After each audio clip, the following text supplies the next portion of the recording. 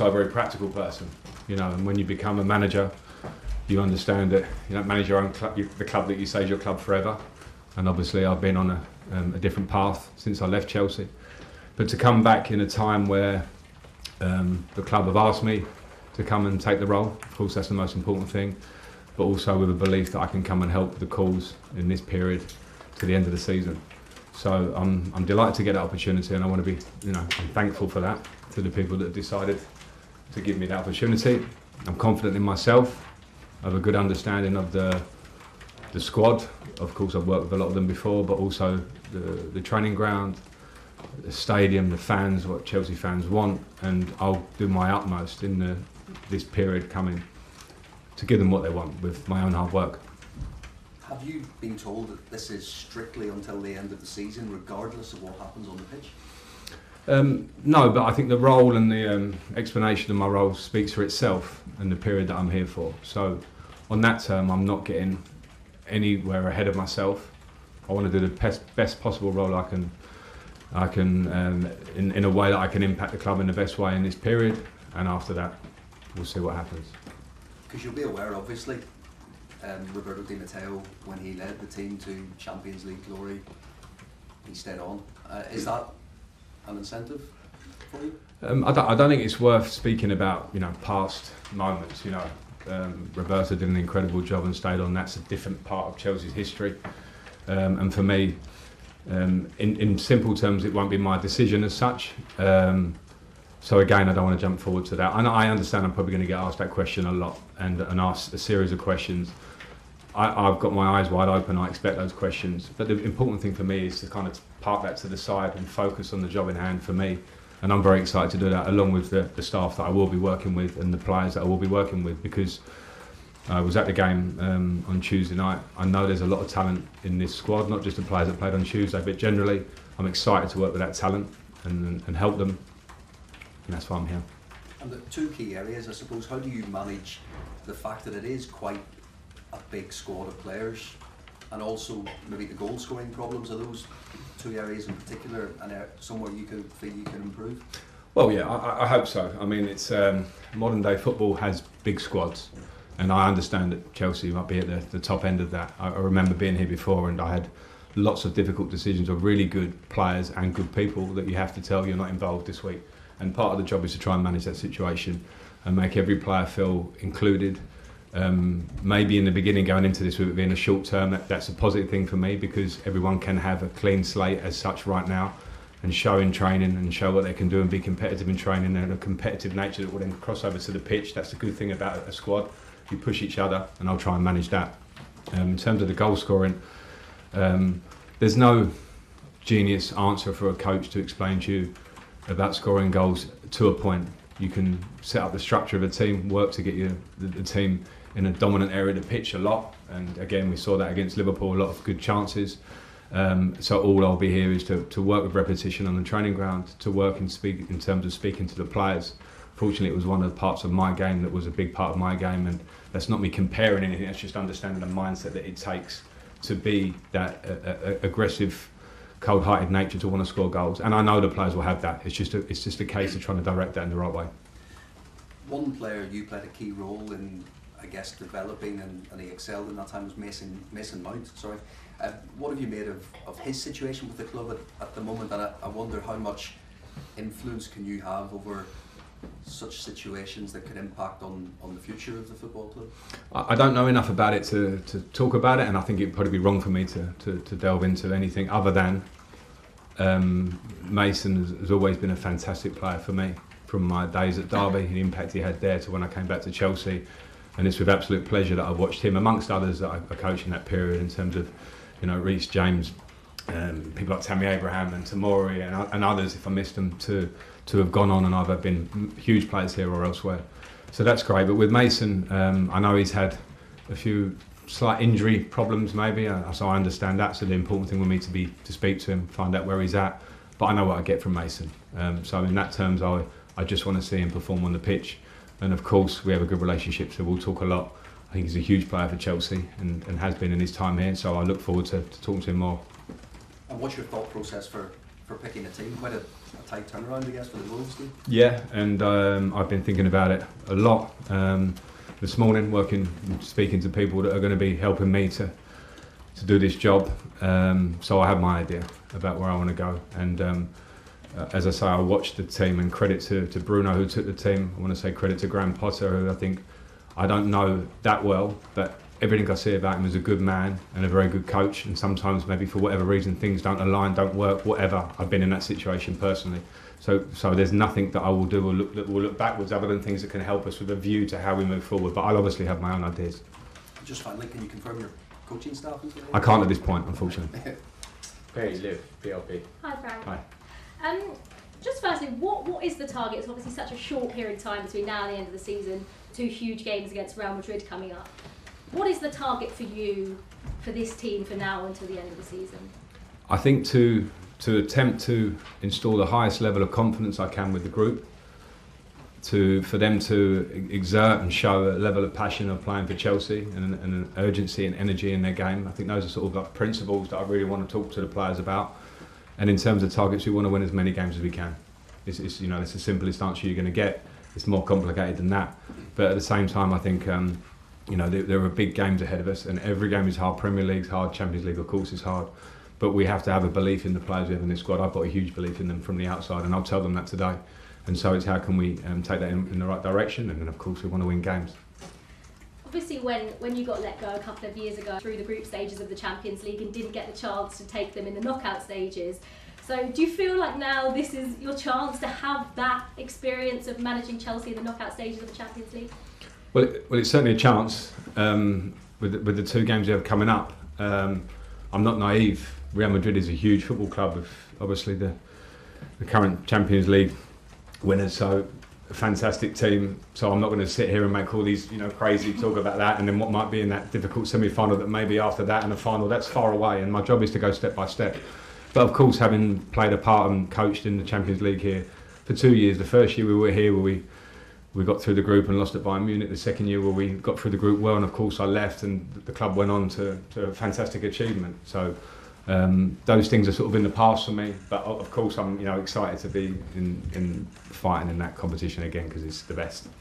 And you mentioned the fans and how important the fans are.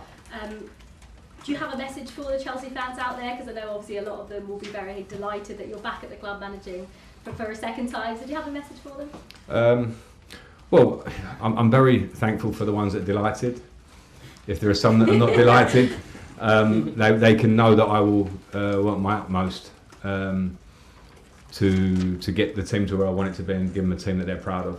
But I don't think I need, I don't want this to sound too casual, but I don't think I need to speak too much about my relationship with the Chelsea fans. I played here for 13 years, I coached here, I had a lot of incredible moments and some difficult moments because that's football.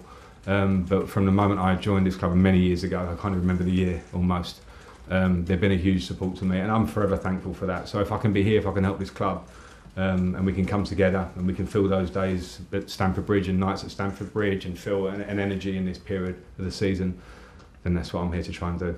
And just finally, I know it's obviously looking ahead because obviously you've got Wolves and Real Madrid before the Brighton game, but what's it going to be like for you again stepping out at Stamford Bridge now? Really exciting, really exciting. I was there on Tuesday night, and it's the first time I've been back since I left the club previously. And it was for different reasons, but it was an amazing buzz to be back at Stamford Bridge. My seat will be slightly different against Brighton, but at the same time I can't take away the feeling of excitement inside for that, and I'll be very proud. I'm proud to manage this club. It's something that I don't have to harp on about too much, but I look forward to the opportunity. Thank you. Okay, move on to John, BBC. Hi Frank, how are you? Hi, good, thanks. Can you explain how it all came about, when you got the phone call? Was it a surprise when you got the call? Of course a surprise in terms of, you never know a decision the club is going to make. There's been lots of change in the Premier League this year, and of course you're aware of that, and I've been particularly enjoying my period of time at home. It's one of the things as a manager and coach where the game can be fluid at times, that when you get periods to be at home, you can really throw yourself into your family and my children and my wife, etc., and things I had to probably put to the side by being up in Everton for a year. So that was a surprise because I've been pretty happy in that position. But when I spoke to Paul and Lawrence in the last 24 to 48 hours, and they put forward what this is now and what it's ended up being, it was obviously for me, as I said in the beginning, a decision that was not simple. Chelsea Football Club can't be a simple decision. You have to take things into account personally, what it means to your heart and what it means to your head. But that decision I've obviously came to. And you've obviously had some...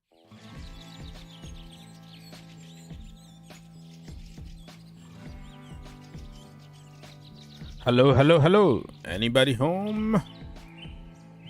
Good morning, good afternoon, good evening, good night, good whatever time it is in your location. God is good all the time. Smile, say hi to people, be nice to each other. All right. Be cool like N'Golo Kante.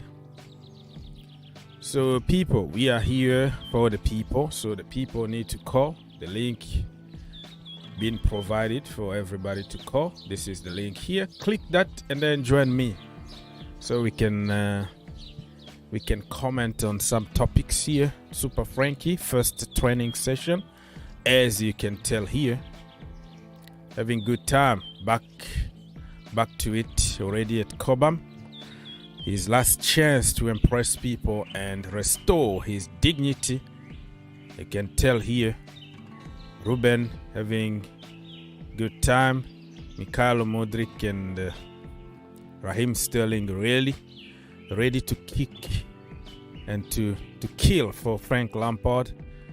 Run through the wall for him. Let's wait and see what's gonna happen. And Saturday is gonna be a big one, so be there, be here, because we're gonna be live from Millennium Stadium. What is the Wolves Stadium is called? Probably Millennium Stadium, something like that. So we're gonna be live from there, people. Join us here on Saturday. The pre-game show, watch-alongs, amazing comment, amazing graphics, amazing atmosphere, just like if you were inside the stadium. So we're gonna be here. Wait. Yeah. So we're gonna be here.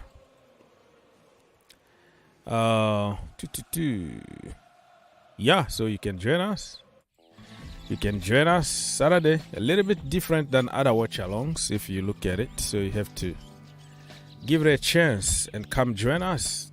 The good thing about it is the telephone always open for everybody to call during the game, at halftime, before the game, anytime. You click and you call us and you give your opinion about what is happening. If you don't like Frank Lampard, come here, tell us why you don't like him. If you think that was a big mistake for Chelsea board, that is your opinion. As long as we can keep it like a little bit respectful, instead of like calling people names and insult and all that. Nah, it's football, man. Those people, they got money. You and me, we just watching them. We don't have money like them. Why are we gonna kill each other just because of an opinion? It's just an opinion at the end of the day. You know what I mean? So the door is open for everybody to come and call and have a say. Anybody, if you are in the building, you have to give me some feedbacks, okay? If you can hear me and you can see me, everything is working your side. And then I will appreciate that. And give the video a like, you know. It doesn't cost anything. You like or you subscribe to the channel. It's a very small channel that we just started. And we're gonna be doing only live streams in this channel, and other channels are gonna be for other kind of content, you know what I mean? So here, if you don't see me on GFC or Green Turf channel anymore, I'm here every single day for hours and hours. All right, good.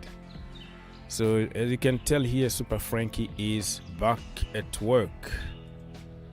All right, okay. Debo Edit say that, hey, they added Frank Lampard.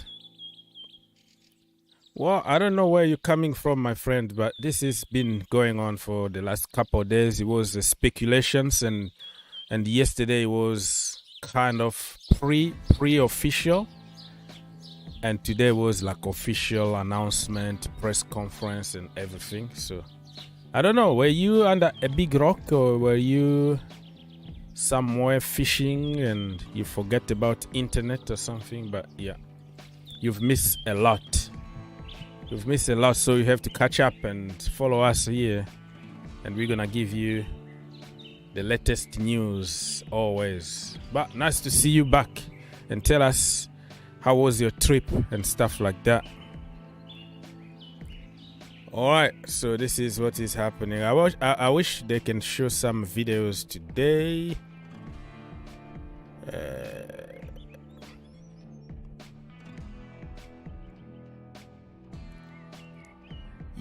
EA Sport FC is the new.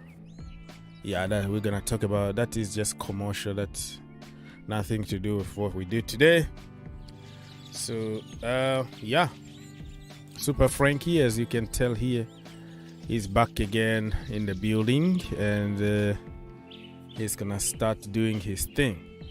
So how everybody is doing? We're trying to settle the show. Good to see him again. Good to see Lampard again. All right, yeah. Now the real feel-good factor is gonna be on Saturday if he wins. If he doesn't win, and then all the negativity and poison is gonna come and from every angle for people who are just waiting for a "told you" moment. I told you so. Not good enough. So I'm not sure that he's gonna win every single game, but I'm sure that he's gonna bring something that we need at the moment. You know, we need to be together. We need to give the team more confidence. We need to push and do as best as we can. Sure thing is that Chelsea are gonna score goals. The problem is Frank Lampard always have a problem defending. So if he can find balance from that and try to win games and not try to develop people, this is not moment to develop people. This is the moment to win games. So he can come up with a plan to win games no matter what, even ugly, just win. That is going to be a good thing. But if he comes with tippy-tappy football and and that is gonna damage him even more. So bear with me, people, because right now I think the internet traffic in the area is so busy. So sometimes you will see baffling, and you will see me like frozen for a few seconds. But I'll be back. Just I don't know. I can't control it, you know. Especially this time where like many people are using internet or something. I don't know. So Kenny14 said that, do you think that Mendy comes back? I want to see Mendy back. Will he be back on Saturday? I'm not sure. Probably Lampard don't want to disturb the dressing room. He doesn't want to, like, you know, come with kind of agendas towards certain people. But I think the coaching staff are going to give him reports about goalkeepers and say, play Mendy or play Kepa. I would like to see Mendy for many reasons, but let's wait and see. Kepa been doing good, and then bad, and then great, and then so. So yeah, up and down. That's what you got from Kepa. Some great saves, but overall, if I have to choose one, according to my own criteria, you know, my own condition, the way I like my goalkeepers to be, I would go for Mendy, and I would tell him not to play with his feet. Just be like Peter Cech, and that's it. And he's gonna deliver. But if we're gonna force him to always play from the back and then do not cry when he passed the ball to Benzema. Right? So that is the problem. So Mr. Machoka said, do you think Lampard gonna trust Oba? That is a very good question. In the pictures that we have now on social media, let me double check. I haven't even seen Oba yet, but they always put a few pictures here and there. So I don't know, depending on his training. He hasn't played any competitive game for month and month. So I don't know if he's match fit, but I would like to have to give Aubameyang a little bit of time to playing time, man. Play Oba. We need goals. Aubameyang is gonna give you goals. No matter what people are making it to sounds like. All right. So as you can tell here, the boys are back, and Mason Mount is happy because his dad is back at the in the building. So we're gonna know now if it was like instructions from Chelsea Football Club not to play Mason Mount for the contract reason, or Frank Lampard is gonna say, listen man, we need everybody right now, no punishment or anything, I need everybody, forget about the contract talk, let's just go for a war, let's go and win games. So Frank Lampard might lift that ban from the club on Mason Mount, because to be honest, I'm not too sure that he's injured. Like some of the injury, oh no, he got a knock here and he got nah. I think that some of the so-called injuries to Mason Mount and Aubameyang, they've been just diplomatic. They've been just just some PR stuff. Tell the media that, you know, he's injured, so we avoid all kind of questions why you don't select him. But I think Mason Mount is fit, and because of the contract situation, they're trying to push a little bit. They did the same to Andreas Christensen. They did the same to Tony Rudiger and many players in the past. So I think it's the end of the day just stupid, because if that player is good, he's going to help you, just play him. If he doesn't want to sign, okay, the end of the day, you're going to pay him his salary anyways until he leaves. So why not use him? You know, it doesn't make sense that you have to freeze somebody because of contract talk. So, wow, as you can tell here, a very good training session at Cobham. I think Enzo Fernandez is going to really love Frank Lampard, because he's going to give him the freedom that he needs. You see, Datro Fofana with Frank Lampard. Lampard is pushing him to, man. You see this? He's working with attackers. He's working with attackers now, so they can score goals, because we need goals. Mr. Skyler, let's go. Yeah, can you hear me? Yes, sir. Today is very, very clear. Let's go. Yeah, look, man. The last 24 hours have been really, up and down with the Chelsea fan base. I've been on so many streams, I'm just giving my perspective from it, because I've seen this happen with my club in 2018 when Mourinho was here, and he created a very toxic environment in his last few months. And, the United board did the same thing, and we gave Oli the job on the interim basis. And 6 months later, we were singing Oli at the wheel. And 4 years later, we were losing 5-0 to Liverpool, 4-0 to Watford.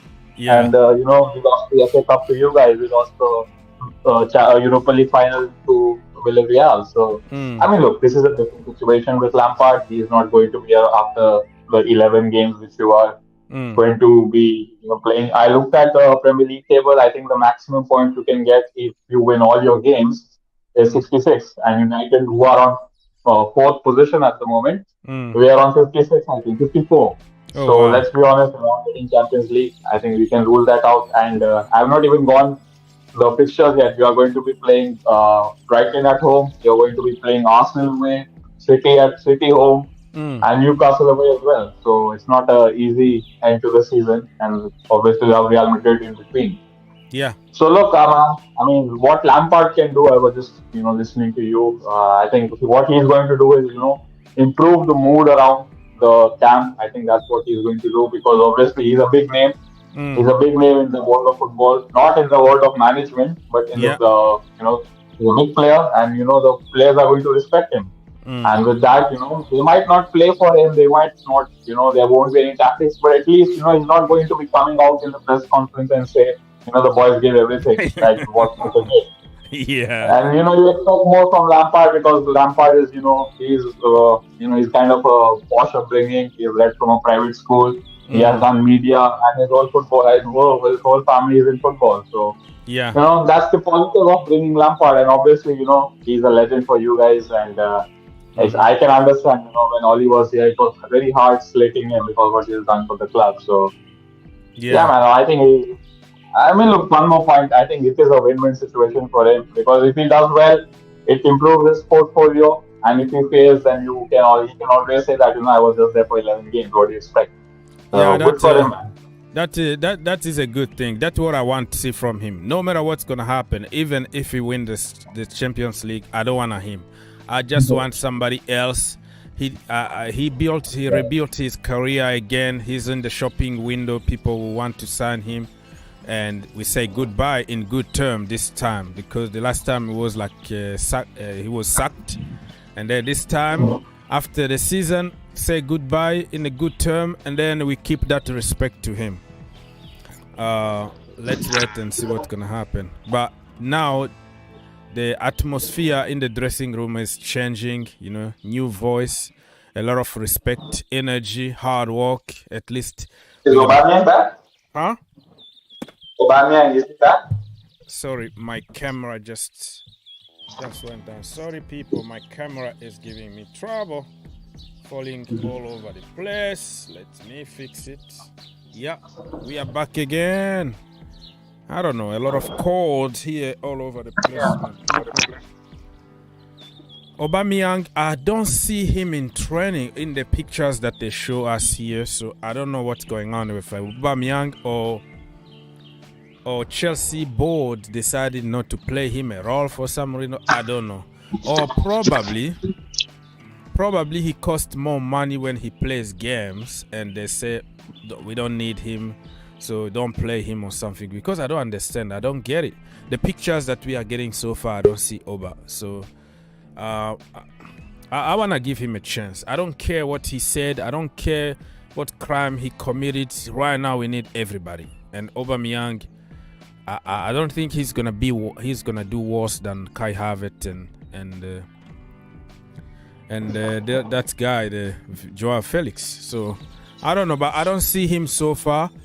But what they do sometimes is they publish picture by picture, so we might see him at some point. But Lampard wanted him, didn't he, when he was at Chelsea in 2020? He wanted Aubameyang at Chelsea. So, and he also wanted Mudryk when he was at Everton. So, those are the two players he can look at.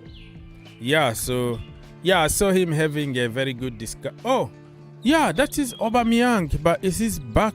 Yeah, that picture is Aubameyang. Let me see closely. Mr. People Republic, whenever you're ready, you can talk. Yeah, Aubameyang is there. I see him in the training. I think that, I see him. Yeah, that is him. At the, there's no close range, but I can see this is him. He's in training, so yeah. Hopefully he can get a chance, equal chance. This is a clean slate for everybody. Just let go for a war. 11 games or whatever, or 10 games. Let's go with everybody, man. Mr. People's Republic, welcome back. Thank you, Messi. And good evening to your other guests, Mr. I don't know his name. Mr. Herbert Skyler. Yeah, or you can Skyler. call him. He's like Ole Gunnar Solskjaer's cousin. He's a Manchester United fans. Yeah. I'm a Mason Mount cousin. That's right. And your what's your uncle? What is your uncle? Was your uncle that Frank Lampard? Frank Lampard was your uncle. That's and right. he is Ole Gunnar Solskjaer's cousin. All right, what do you have to say, brother? Did you have a good rest? Did you have a good day at work? Yeah, it was nice. It's obviously with this Frank Lampard thing. Yeah, it's all romantic, whatever. People living in the past, blah blah blah. I can appreciate that, but I got more troubling news for you. Yes, sir. Now, I was watching. I follow another channel called the George Benson Football Channel, and he's a Chelsea hardcore 1000% man like yourself. And he was saying that the Chelsea was negotiating to return with Antonio Conte to come back to take over. So, what is your problem? Because you like your defensive coaches. I think you must be a big fan of his. He's not Simeone. Okay, Simeone is exceptional. All right. But Conte, of course, as we know, he has a very big winning mentality, which of course didn't fit in very well with Spurs. Spurs, they don't like to win, and but the question is, how would fans react if he came back with that park the bus style there, 1-0. But would people be happy as long as we won the title, or would they want to have this like Frankie football, all attack style, but goals flying in the other end, and you lose games, but you win, you're entertained. So what do people want is the question. All I can say about that is, we have to pay our bills. Like most of the headlines that you see there, they are just there so people can click. Can you really believe that this billionaire who just came and bought all the wonder kid around the world, who are building a team full of kids and for the future, and they buy players, and the manager need to come and just manage the players that he got already there? And you think that somebody like Antonio Conte is coming to Chelsea to work with Conor Gallagher, or work with Andrew Santos, or work with Cesar Casadei? It's not going to happen. Antonio Conte, you bring him in the team, you give him money, you buy him the players that he want. Only the players that he want. He doesn't budge. You can buy whoever you want. If Antonio Conte don't want to use you, he's not going to use you. That's Antonio Conte. They know it. You know it. I know it. The owners know it. The director of Chelsea know it. So you think it's not going to happen, but it's been circulating there on social media. Mourinho also been thrown there. Gallardo, the guy who managed, some big teams in Brazil somewhere. He won, Libertadores, Copa de Libertadores. Is very, very big name there in South America, being thrown in the mix. Some Portuguese guys been thrown, and it's not gonna end. This is what this business is all about. I don't know if you are discovering now, but I am used to it. We're gonna be linked with everybody under the sun. The end of the day, 99.9 of those crap are just headlines, because you can create whatever you want. Now people are gonna click and it's the world that we are living in. So don't take that seriously. It's been there. I think I already even made a video about it, and about other candidates. So I think the video is on the Green Turf. But I don't think this is something that you can take seriously. I can guarantee you now. Put my house, okay? Bet on it and say, if he comes to Chelsea Football Club, I give you my house. You take it. You come here, fly to Kentucky. You take it. You take my dog. No, I'm not gonna give you my dog. It's too cold. It's too cold in Kentucky. But thank you. Otherwise, I can tell you that it's not gonna happen. Antonio Conte, everybody knows. You don't have even to search anything. How the hell are you gonna bring Antonio Conte to do what? Bring dead football again? 3 at the back, 5 at the back, 10 at the back, suffering FC again with a young kid that you are buying here who are baller. They want to play football. Conte don't play football. But Conte was famous for two things: at his time in Chelsea. And first of all, he was one who introduced the back five, with the same system they play now. And the second thing, most important thing was, remember how he transformed our beloved Victor Moses from a right winger to right back. Remember how good was Victor Moses as right back? Yeah. We still miss him. Since him, obviously, what happened to Victor Moses? I know he ended up playing Russia. He's still in Russia, but with the war and all that, I don't know what happened to him. But when Conte left, Sarri came, and did Victor Moses lose Sarri ball? Yeah, so we didn't use wing backs anymore. That's right. He lost his place, so there was no use for him, and this is why they sent him out on loan, Victor Moses there. But I just remember how brilliant he was at right back. The problem with Conte that season is Conte when he comes for the first season, nobody knows how to play with against him. He was out of the blue. He tried 4 at the back. We got smashed 3-0 in the first half at the Emirates Stadium against Wenger. The halftime he came from that dressing room. He went back 3. We didn't concede. We ended up by losing 3-0, of course, but we were defensively solid. And after that, I don't remember if we lost any game, and we went to win the league that season. So sorry. Conte, when he come with a surprise the first year that you don't understand what he's trying to do, it works. The second season when he start asking and demand, he doesn't even ask, he demand. He becomes moody. He goes to the media. He starts criticizing players. I remember everything he said about Danny Drinkwater, Ross Barkley. Oh, that's our club signing. This is for the future. When he says it's for the future, is the club signing, he's not gonna use you, no matter how good you are. That brother, when he said no, it's no.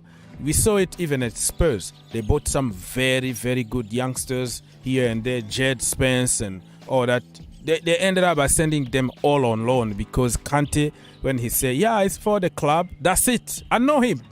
When he pronounced that this is for the club, it's over. And he's going to come to the media and demand. And what he's going to demand is like all the players who are already in the, on their prime or at the end, almost at the end of their career, so he can just push, give them more energy and win something. When he leaves the club, it's just like a tsunami, it's just like destroy everything behind him. So I don't think Boehly and Clear Lake Capital are so stupid not to see what everybody, even 5 years old, can tell what Conte is about. It's not going to happen. I don't see it happening. It's just paper talk. Just expect Sarri to be linked with Chelsea again.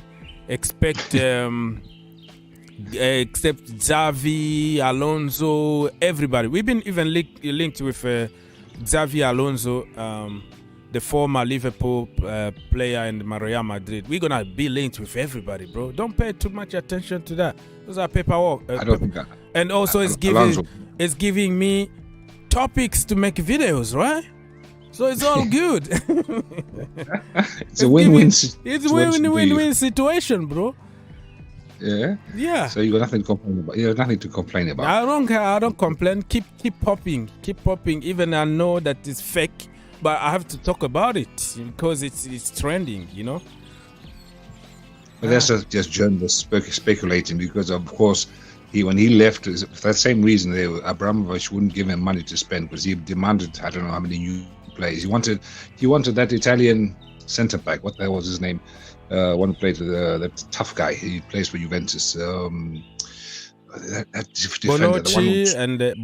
That's the one. Yeah. Yes, that's the one. He wanted Bonucci. Yeah. Because at that time, I remember the central defense in Chelsea wasn't that good. I can't remember who was playing. Yeah, he even demanded Koulibaly, but we tried Koulibaly. It didn't happen. He wanted even Koulibaly. At some point, that brother wanted Peter Crouch. Peter Crouch at the end of his career. Why? Because he's tall, so he can be in front, so we can throw the balls to him, so he can head them at the back of the net. He wanted Andy Carroll with all the injuries that guy had his entire career. He wanted Christian Benteke. He got some kind of profile to work for his system and his system only. And if you bring them, he's not gonna be there for 3 years. Boom, he leaves you with a lot of issues, high wages and all that, and then he walk and go somewhere else. So Bowley knows about it, you know about it, I know about it. It's just not gonna happen. He's not the project manager. I don't know, but I still think that given the choice with this Nagelsmann, even Enrique, I think it's a big gamble. For me, it's a big gamble. I don't know. You already have your mindset. No. Your mindset on Simeone or no, but I don't know what you see from that guy. That dead football. He might be even worse than Conte. That guy he's not worse in terms of demanding, because he's gonna go to South America, get hard-working players. That are the players that work with Simeone. If you are hard work, you have a very strong mental. Like you can go to fight. Those are the players. But if you are a flair player, okay, a player who likes to express yourself, freedom, that is not your place, my friend. Just go. Yeah, just leave. Don't go there. It will play for Simeone. And look at the players that we have. Modric is gonna be transformed to a centre back. All right, you will see them. It's gonna be like 10 at the back, and then hope that Modric got some speed, so he can at some point run like 100 miles an hour and go score to the other side. That guy, I don't know, man. He should be banned from football forever. Didn't you notice Modric under Graham Potter? He was actually playing more defensive midfield than he was playing at a winger. At the end, I should see Modric running back when Koulibaly missed the ball or whoever. You would see Modric there. That is a duty for everybody, but not like the entire system based on defending. That was like, okay, we are a team, okay, and if you see your brother in trouble, you have to go and help. That is what football is all about the team. But if your entire system is based on, okay, let's just defend, frustrate the opposition when they attack us, and when you got a chance to counter, let's go and hit them. That is not football anymore. Against Manchester City, I don't know. They call this, I don't know what system they say, like 9-1-1 or something like that. Some kind of stupid system they called it. Like he didn't even move from their edge of the box against Manchester City. I was like so frustrated. So the way the Man City plays, of course, is you don't have the luxury of saying I'm only a right back. You Man City, you have to be both I'm right just back. giving one example, but even against Chelsea, when we played them at the Bridge and also away in the Champions League, the year that we beat them away and home, you know how they play, bro. You're just trying to find an excuse for them. Even when they played against Manchester United, how they played. And they're always lucky, like the last minute, the last 5 or 10 minutes, they can even play. They can throw the balls in the box because they know you are mentally tired, and now it's time for them just like to hit you really. So they're going to throw everything in the box. And since they are so physical, they're going to score. And, when he wins, this is football. So it makes you even more frustrated that the entire game you didn't play. And then you won the last minute. That is not my football, man. Get him out. I don't want to see that guy here at Chelsea Football Club. But I don't know what our friend Mr. Skylar thinks. I don't know if he's still there. Yeah, Herbert, do you like Diego Simeone's football? Not really. I mean, his football is... his peak football was in 2014 when he, took Atletico to the Champions League final by hook or by crook. And look, we faced them. I think it was last year or 3 years before that in the Champions League, and I think they won in their home ground and they beat us at our place as well. It was horrible to watch. And Felix was, ironically playing for them. he scored a goal as well. So, no, I'm not a fan of Simeone. I mean, look, I was listening to you talk about, Nagelsmann and what is this, Enrique. I think he makes a good point about Enrique. I think he is, a big risk because let's be honest, apart from the Barcelona season, he hasn't really, done anything. And that Barcelona team, they had superstars like, Messi, Suarez, Neymar, and Xavi, Iniesta. So, I mean, it is a good achievement to win the Champions League, but let's be honest, those players, you are meant to win it. And if you look at his record at Celta Vigo, or at Sevilla or at Roma, it's pretty appalling. And even with the Spanish national side, he couldn't take them to to the finals. I mean, that Spain team isn't that good, to be honest, but still, man, I think Enrique, I think he's a good coach. I think he is a bit like Ten Hag and Pep Guardiola kind of manager who needs his kind of players to play his kind of football. And I don't know, man, about Chelsea. I mean, the players you've signed, I feel like 50% of them are club signings and 50% of them are manager signings. Because I don't think Potter wanted some players that he got because of your whole youth project thing. So let's see. Yeah. Didn't they fire his ass after the World Cup of Spain because he flopped as well? No, he left. He didn't sack him. He just left. They sacked him. They got rid of him. But, he just left. He had the opportunity to continue, and he said no. That's because his team selection for the World Cup was terrible. You took just basically the whole Barcelona That is team. another thing, bro. Because you take the players for just 1 month or 3 weeks for an international tournament. It's different than coaching players every single week in and week out. I mean, blacklisted De Gea, by the way. He said that De Gea will never play under me. Oh, okay. Who? David De Gea, the goalkeeper. I was wondering why he didn't go. He didn't even take Kepa Arrizabalaga, so I don't know if Kepa is. If Kepa is that Unai Simon from, I think he's from Villarreal, because he's good with his feet and how they play. Yeah, he likes to play from the back. So if he comes to Chelsea, I think we're gonna have to find a new goalkeeper. Kepa need to go, Mendy need to go, and all that. Yeah. So whatever happened to Mendy? I mean, that's one of the biggest. Well, he been injured for a long time. He been injured since January, I think, and he got a broken finger. He's coming back slowly and surely now. You can't play.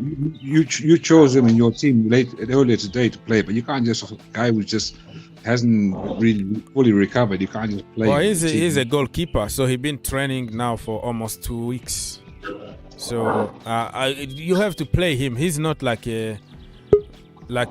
somebody like a field player where you can actually give him like 10 minutes to build his fitness. A goalkeeper, you have just to throw him out there.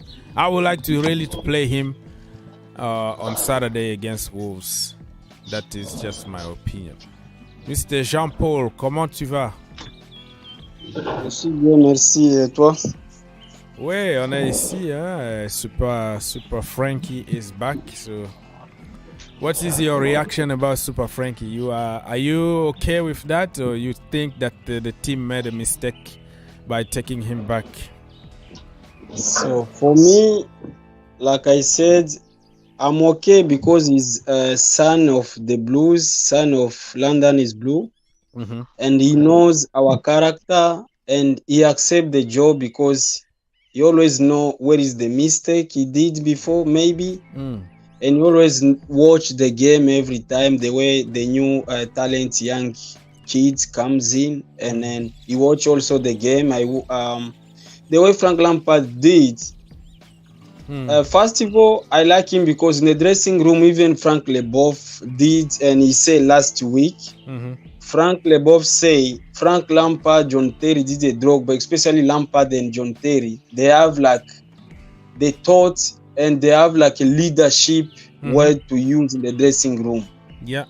Because let's keep in faith, let's believe about him. We can give him a chance. He accept the caretaker. So we never know. 2 months. Just give him a chance and let's see what's gonna happen. Even my brother here, Max D, Je comprends pas. Chelsea, ils reprennent un entraîneur qui n'a pas vraiment réussi. C'est bizarre. Ouais, si tu dis qu'il n'a pas réussi, alors tu n'es pas un blue because he developed a lot of youngsters. People are just saying that Lampard failed. I mean, I don't really agree with them because of what he did without spending any money. The second season, after buying players during the pandemic, no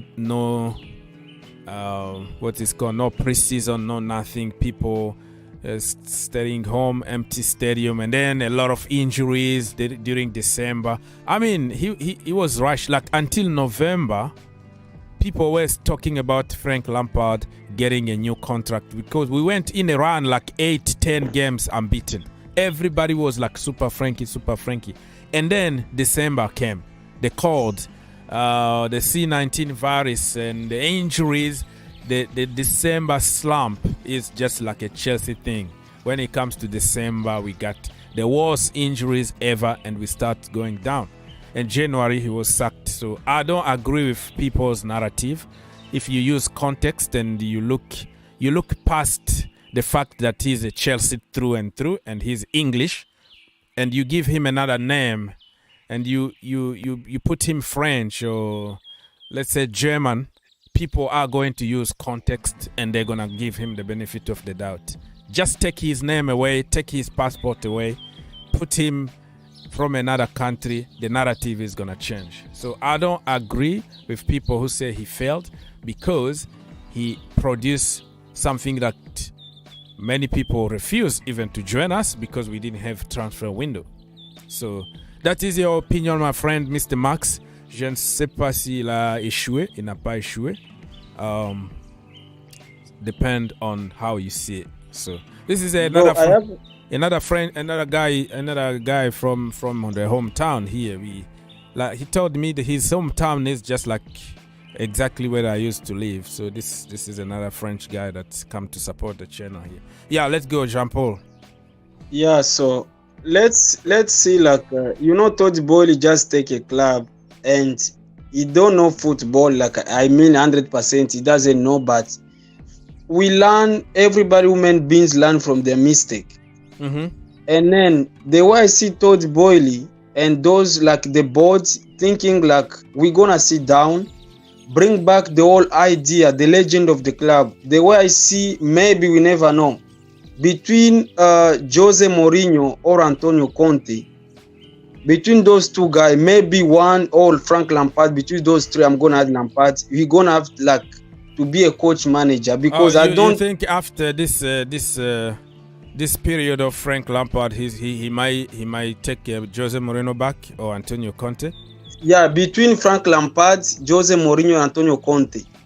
Yeah, I don't want to see any of them. I don't want to see any of them. Even Frank Lampard, I wanted him to rebuild his reputation, win us the Champions League. Yeah, that is too much expectation, but I have to dream. What happens if he win Champions League? He stay. He need to go. Like that is gonna be a perfect moment for him to say, you see, I deliver. It was an unfinished business. He had a trophy. His reputation is gonna come back strong on the market, and somebody else is gonna take him in the Premier League or another league. I just want him to leave this time like with dignity and honor that he deserved, because the way he went, he was sacked, not good enough. So this time around, let him do good for us, fight for the Champions League. I'm having my dreams here. I don't think it's going to be an easy one to go and beat Real Madrid. We're going to beat them, bro. We're going to beat them. I'm talking as a fan, as a realistic fan. But when I put my coat of Chelsea fans, I'm going to say it. We're going to beat them. We're going to smash them. But let me take my other side of a football fan here. Like Real Madrid, even if you see what they did yesterday to Barcelona, everybody said that they're going to be destroyed by Barcelona. Benzema, out of the blue, the guy been like very poor. Out of the blue, bam, hat trick. So he's coming to form the wrong time because he knows Chelsea are there. But if I've put my my jacket of a Chelsea fan, I would tell you that we're gonna smash them. But my realistic fan jacket, I would tell you we have to be careful. You know what I mean? So we can give Mendy. Mendy have to take the goalkeeping. Let's give Mendy a chance. Yeah, Mendy. I want to see Mendy just like you. Let me greet some other brothers that just joined us. Joseph is here, and my brother Hussein from the Kingdom of Canada. All right. Let's say. Oh, whoa! Sorry. I took somebody by mistake out. Hussein, are you there? Yeah, I'm here. Just want to say big up everybody. Yes, sir. I'm excited for Lampard, man. Like, I know it's irrational excitement, but he's a Chelsea legend, loves the club, we love him, and let's hope for the best. Mm-hmm. Yeah, let's hope for the best. Joseph, you are in the building. How are you guys? Yes, we are here, and Saturday is gonna be a big one because we can't lose that game. I'm telling you that it's gonna be like a cup final.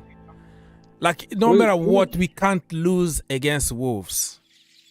No, we can't lose. Even without Frankie, we go there, we'll win. Oh, look, you're trying to minimize. You are trying now to minimize what Frank Lampard is going to do already because you're not a kind of a Lampard guy. So I know what you're trying to do here. It's gonna be even without Lampard. This kind of people, even if we win the Champions League, they're gonna say, the players took care of themselves. We were going to win anyways. But when we don't win, it's the manager's problem. Oh my goodness. Give some credit here, bro. To be opposite now. I see. You are pushing me on corner.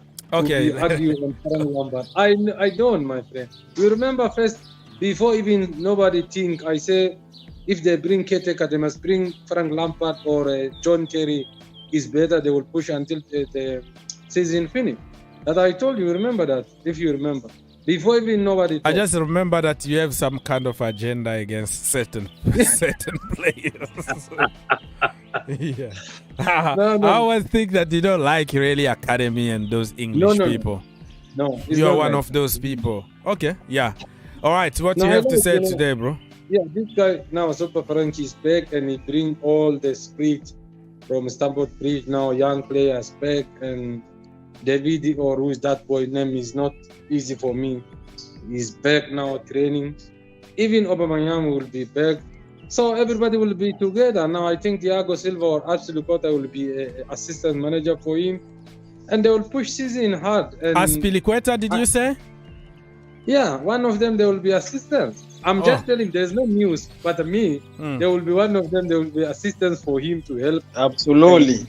Okay. Yeah, no, you see, you can't bring now what you call Ashley Cole or whatever there and his assistant. You can't bring anyone.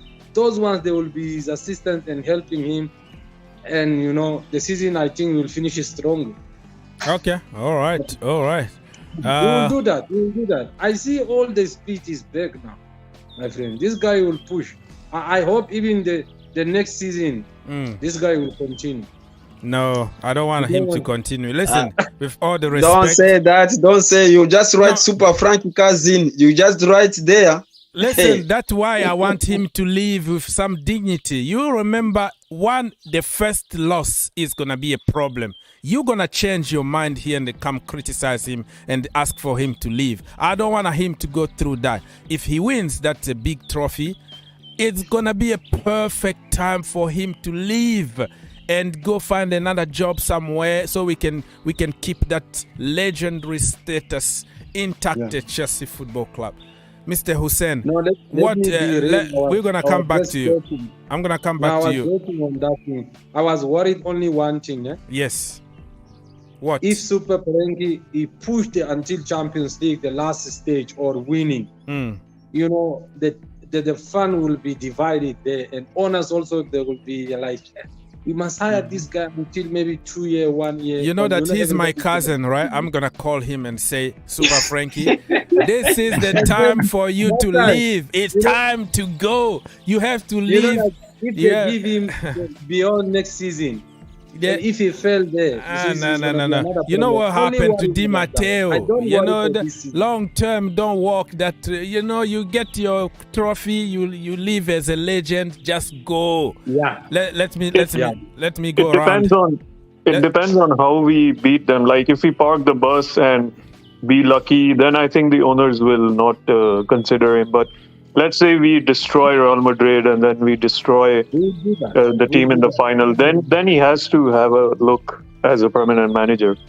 Like it depends on how we play.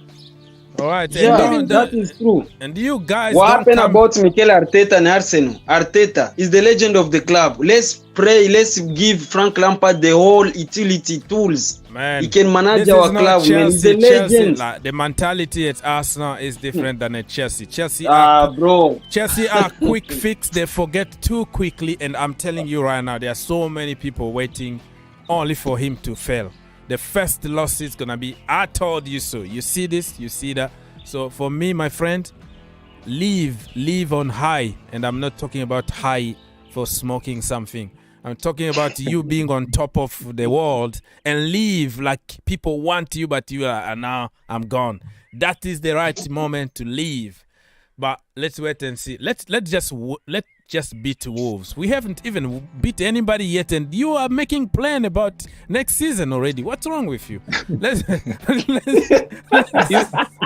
We haven't even won one game.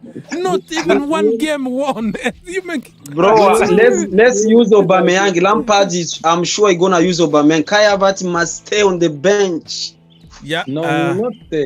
He will not okay. stay. So Kai will be a winger. Don't worry, he will not okay, stay. now let's change this because you just touch on the lineup, who should be there and who shouldn't. So I'm gonna go around. Let me pull, if you have another window on YouTube, you can see it, but if you are on StreamYard, you're not gonna see anything.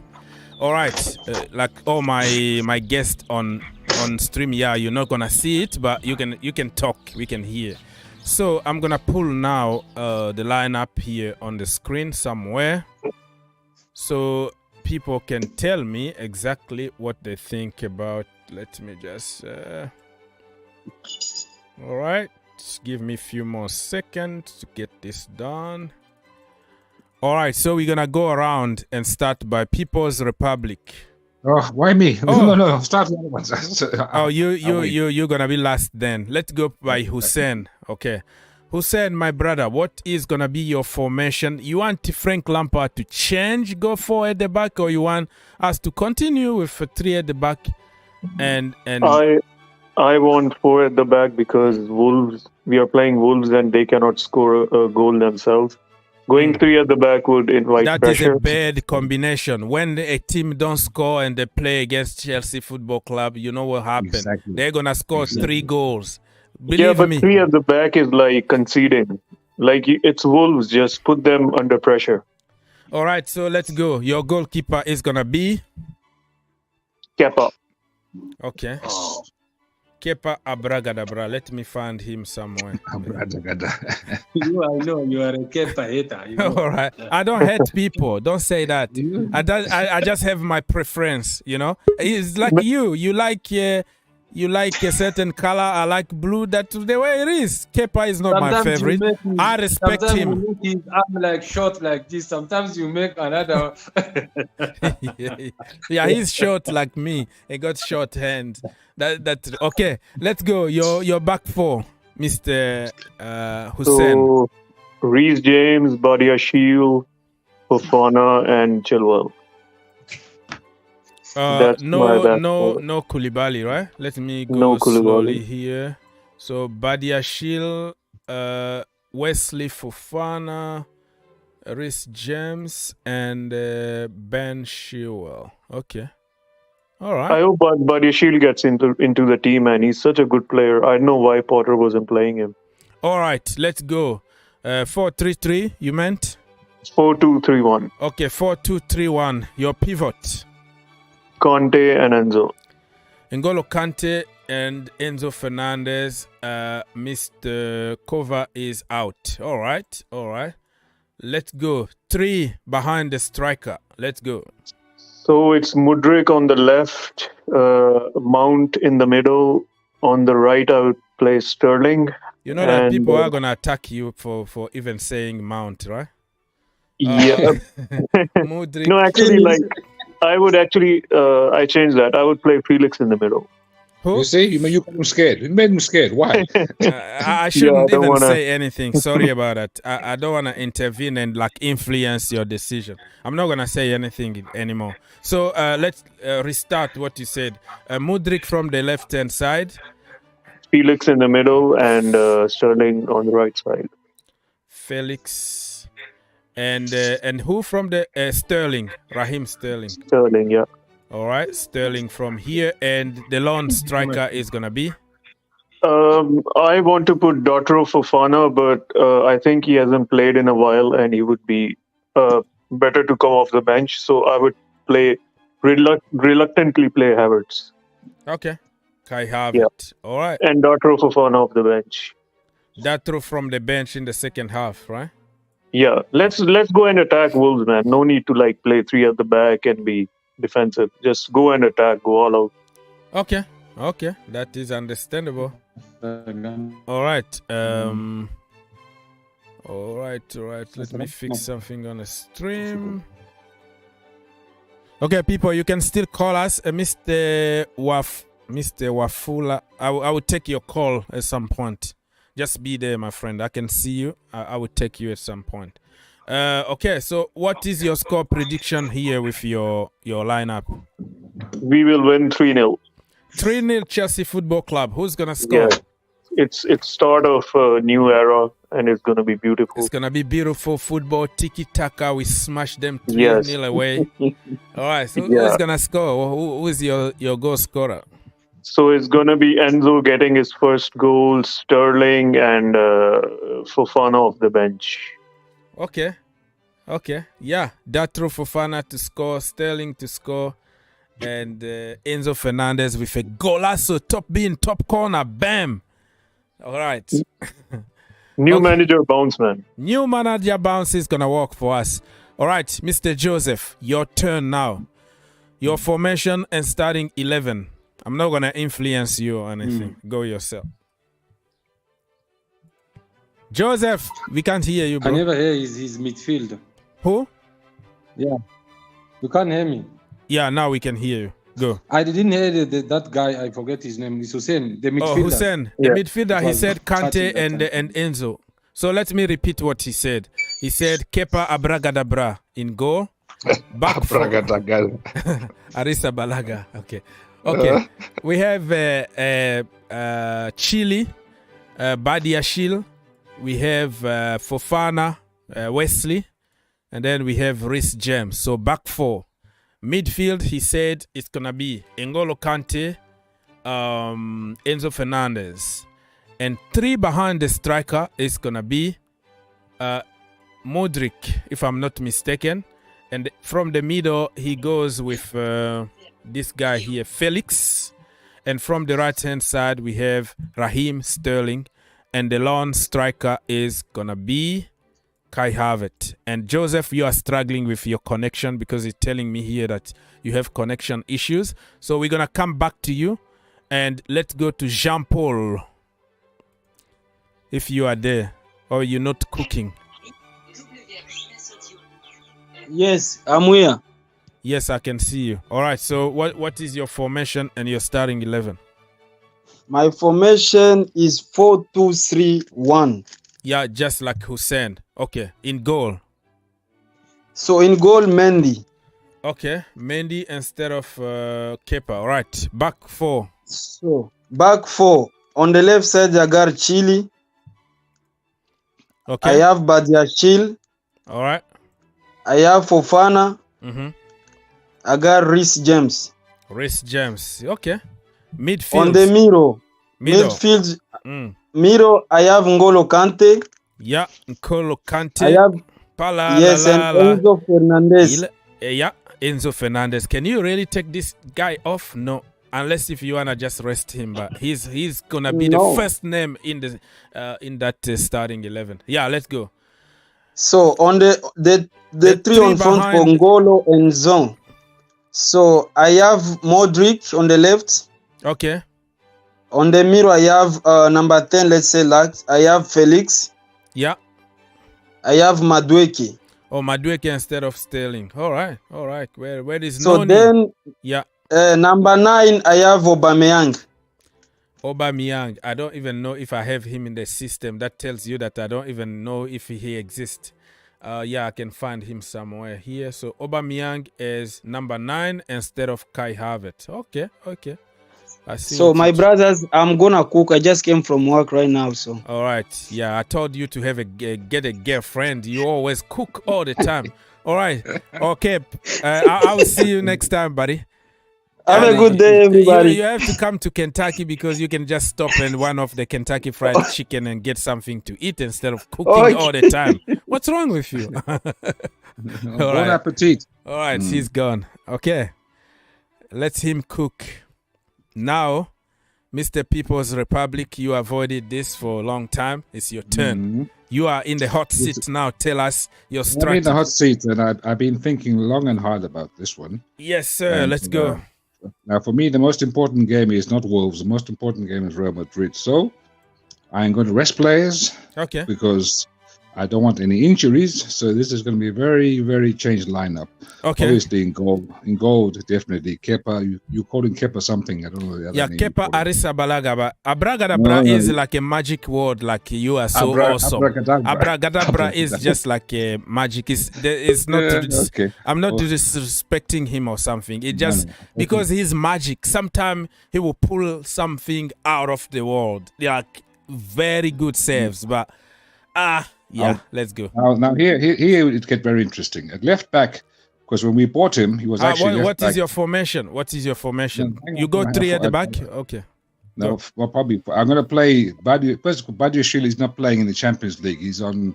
Yeah. He's not in the squad. So I might play him at left back because he was left back when they bought him. Yeah, left back. Then in the middle, I would probably play Fofana. Okay. Koulibaly. And Koulibaly, you have to slow down a little bit. He's an odd man here trying to find them in the system. All right, so and Trevor Chalobah. And Trevor Chalobah instead of Reece James, right? Instead of Reece James, so Reece James won't play and Chilwell won't play. To save them for the Champions League. All right, that makes sense. That makes sense. Because they're our most dangerous attacking players. Okay. And then in the middle, here it gets very interesting. Yeah. I haven't seen him for a long time. I liked him a lot. I can't say his name. Kane Chukwuemeka. Yeah, Kane Chukwuemeka. How can Chukwuemeka? Like you have to divide it. Like when I learn his name, I have to say Chukwuemeka.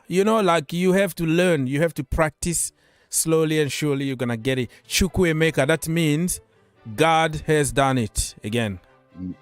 But I'm sorry to Enzo, but he has to play. I don't care resting or not, but he has to play. Okay. So you want Chukwuemeka to start with Enzo in the midfield? Yes, because I want to save Kante. You want to save Kante for the Champions League. Yeah, that makes sense. Let's go. But Enzo, I can't drop him. I'm sorry, but I'm sorry. He has to work. He's 100 million. He has to earn his money. And, 120. 120. Okay, I don't even know the numbers. The numbers they don't even make any sense to me. So I've even lost count of them. All right. So that is 2 there. Mm-hmm. And then Loftus-Cheek, he will play. I'll play Loftus-Cheek on the right hand side. From what position? Loftus-Cheek. The right hand side, on the right. So like a winger, like a right midfield. We need some height and we need some strength. All right. You play midfield 3, so Ruben need to be there. Yeah. Okay. Ruben needs to be there. All right. People are gonna kill me because that is your opinion, bro. It doesn't mean that it's gonna happen. Mount is coming to play. I don't care what people say. Okay, Mount to play from what position? Number 10 or from the wing? He'll play like a hanging number 9, so like deep number 9. So okay, in the free roll right 10, there. I know what you mean. And then what's this guy's name? Other Zakaria.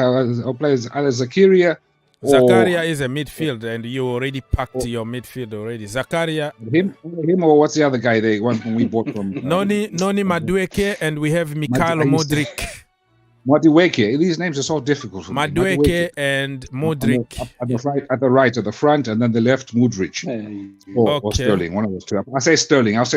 He's more reliable. Oh, Sterling instead of Madueke. All right. So Sterling. No, Madueke on the right, Sterling on the left. So no Mikhailo Modric, right?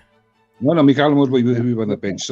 So Sterling will be on the left. Madueke, where is he? I can't see him. There you go. Somebody's at 1, 2, 3, 4, 5, 6, 7, 8, 9, 10. I need one more. Oh, I know you will get me here. So do we play Felix? No, you already put everybody there. Otherwise, it's gonna be 12 against 11. Okay, you forgot the goalkeeper. Okay. You know, it's 4-3-3. Right. So those guys still. So you want Mason Mount to play in the role here. So who is gonna score goals for us? Sterling? What is your plan? Mount is gonna score. Mount and Sterling, one of those two, they're gonna score. Okay. Wow, that is your opinion, bro. That is your opinion. So this is not like a super attacking. So it's also to do with Wolves are very fast on the counter attack. So we also need to stop that threat there, because if you just like go all out attacking, they'll get you in that counter attack at Chelsea. How often we've seen that there'll be teams that they overrun us. So all right. Yeah, I don't know. And the good thing about it is we have options. We have a lot of options here. From the bench, look at that. We can use Pulisic. We can use Hakim Ziyech. We can use Gallagher, whatever what you think about him. We can use even Kukureya. We have a lot of people from the bench. We have Dennis Zakaria and all that. Wow, a lot of. So what is your score prediction on this one? Don't tell me that it's going to be a 0-0 because you're going to jail. Somebody is going to knock your door now and take you to jail. 2-0 Chelsea. 2-0 Chelsea. People knock me because I didn't choose Felix. And that is your opinion, though. You know, everybody got an opinion, so you. He has nice dribbling.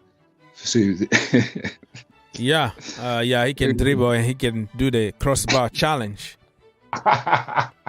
Yes, that is gonna. Okay, 2-0. 2-0. All right. Let me try somebody else. Mr. Heron, Mr. Wafula. Yeah, I'm there. Mafula. Okay, are you there? Wafula. We can't hear you, brother. Hello? Mr. Wafula? No, his connection is so bad. Come back here sometime when your connection is okay. Joseph also got some connection issues. It's just like loading. We can't even have him. So, Joseph, man, fix your connection. You're a businessman. Get a private company or something to put a nice internet in your location. All right, so very interesting to see people with different ideas.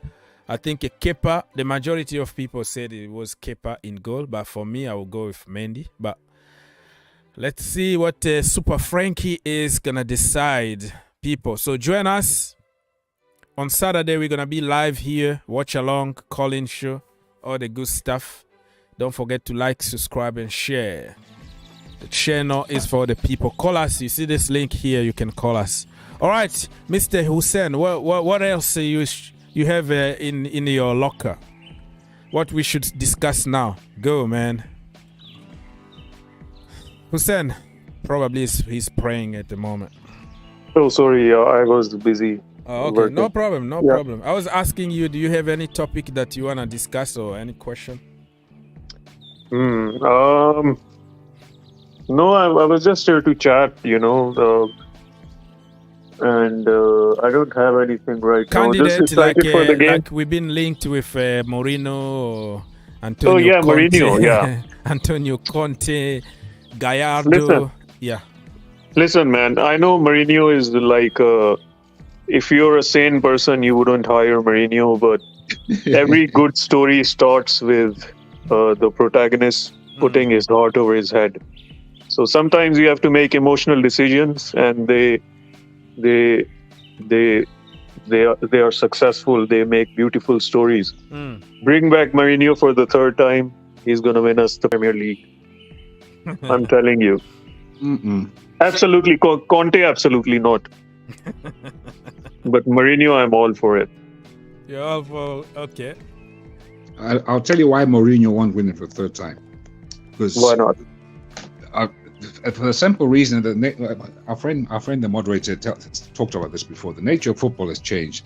Young players nowadays, they are all millionaires, and young people, like our moderator, they don't like to be told what to do. They have their own agents, they have their own mindset, and you have to have a different mentality to coach them. You can't bully them like how you used to do the old days. No hairdryer, or whatever.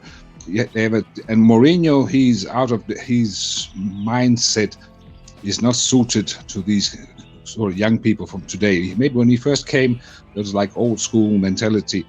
So this is why he won't excel. This is why he's been flopping ever since he left Chelsea. What has he won since he left Chelsea? He's won. Oh, he won a lot, bro. Come on, you don't talk to the special one that way. The special one at United, he won the Mickey Mouse treble at United. Okay, I'll give him that. He won the Europa League. He won the Carabao Cup, and he won also the Community Shield. And then he went to Roma. He went to Tottenham Hotspur. He's a winner, serial winner, Mourinho. Yeah, he went to Tottenham Hotspur. He got them to the final. They sacked him 6 days until the final. So he didn't have a chance. Spurs aren't allowed to win anything. They don't like to win things. That's true. They had to fire him just to be sure they didn't win. They don't want to win anything. All right. But at Roma, he won some European Conference League for the first time. He's gonna be in the history of the competition that he was the first coach in the world to win that competition. The first season, the competition was up there. He won it, and he won the Champions League twice. He won the Europa League twice, and he won the Conference League. No manager in the world did what he did. So that is stuff from the History Channel. You know, that is stuff you watch on the History Channel. That's why such a long time ago. Yeah. Okay, it's History Channel. That's cool. It's such a long time ago. What has he won? What have he done for me recently? Lately, as I say, this is my only point, that his days are long gone. Maybe he should become an international manager for Portugal or wherever, San Marino. I don't know, whatever. But as for Chelsea, did you hear that Saudi actually want to pay him like 100 million a season so he can become their manager for 2 years? Jose Mourinho, Yeah, he was supposed to get like 2 jobs as a national team and also a club job. Wow. That manager from Saudi Arabia, a French guy, Henry somebody. What's his name? He left. But what's his name? What is his name? Hervé Renard. That guy. Why hasn't he got a big club job? No, listen. He went back home to take the women national team. He's such a brilliant coach. He took Zambia to the African Cup of Nations. He took I don't know how many African teams. Ivory Coast also. He won them the African Cup of Nations. He coached I think Morocco too. He took them to a very good level. And in France actually he coached in a lower teams, but he's not kind of like a club kind of a coach. He's very good with national teams. That's all I can say. So he's coaching our women national team at the moment. So it would be exciting to have something like him with Chelsea. Give him just a random guy like him. Come on, bro. National team. The national team is not a club where you have to see those people every single week in, week out, to deal with all kind of egos and Aubameyang driving in 40 Ferrari, following him and the Gucci's and later training, bro. This is another world. Coaching a team like Chelsea. It's not that simple, bro. You have to deal with people with a lot of money and fame. All right, Joseph, you are back again. Hopefully, Zuma is not gonna cut your electricity now. Let's go. He's giving me a problem. I miss a lining up, you know. Oh, line up. I can go back. You know. Okay, let's go back to your lineup. We are back here specifically, and I saw my brother also, Andrew my brother from another mother from Arizona. He just gave his lineup. He wanted Pulisic, and you understand, American guys will always put Pulisic there. So it's gonna be that way. Okay, Joseph, let's go. Your goalkeeper. The strong lineup. Kepa Mendy, I think is not ready to start. Okay. If it, maybe Champions League, Kepa will start with a goalkeeper. Only Koulibaly is shaking, but experience is key.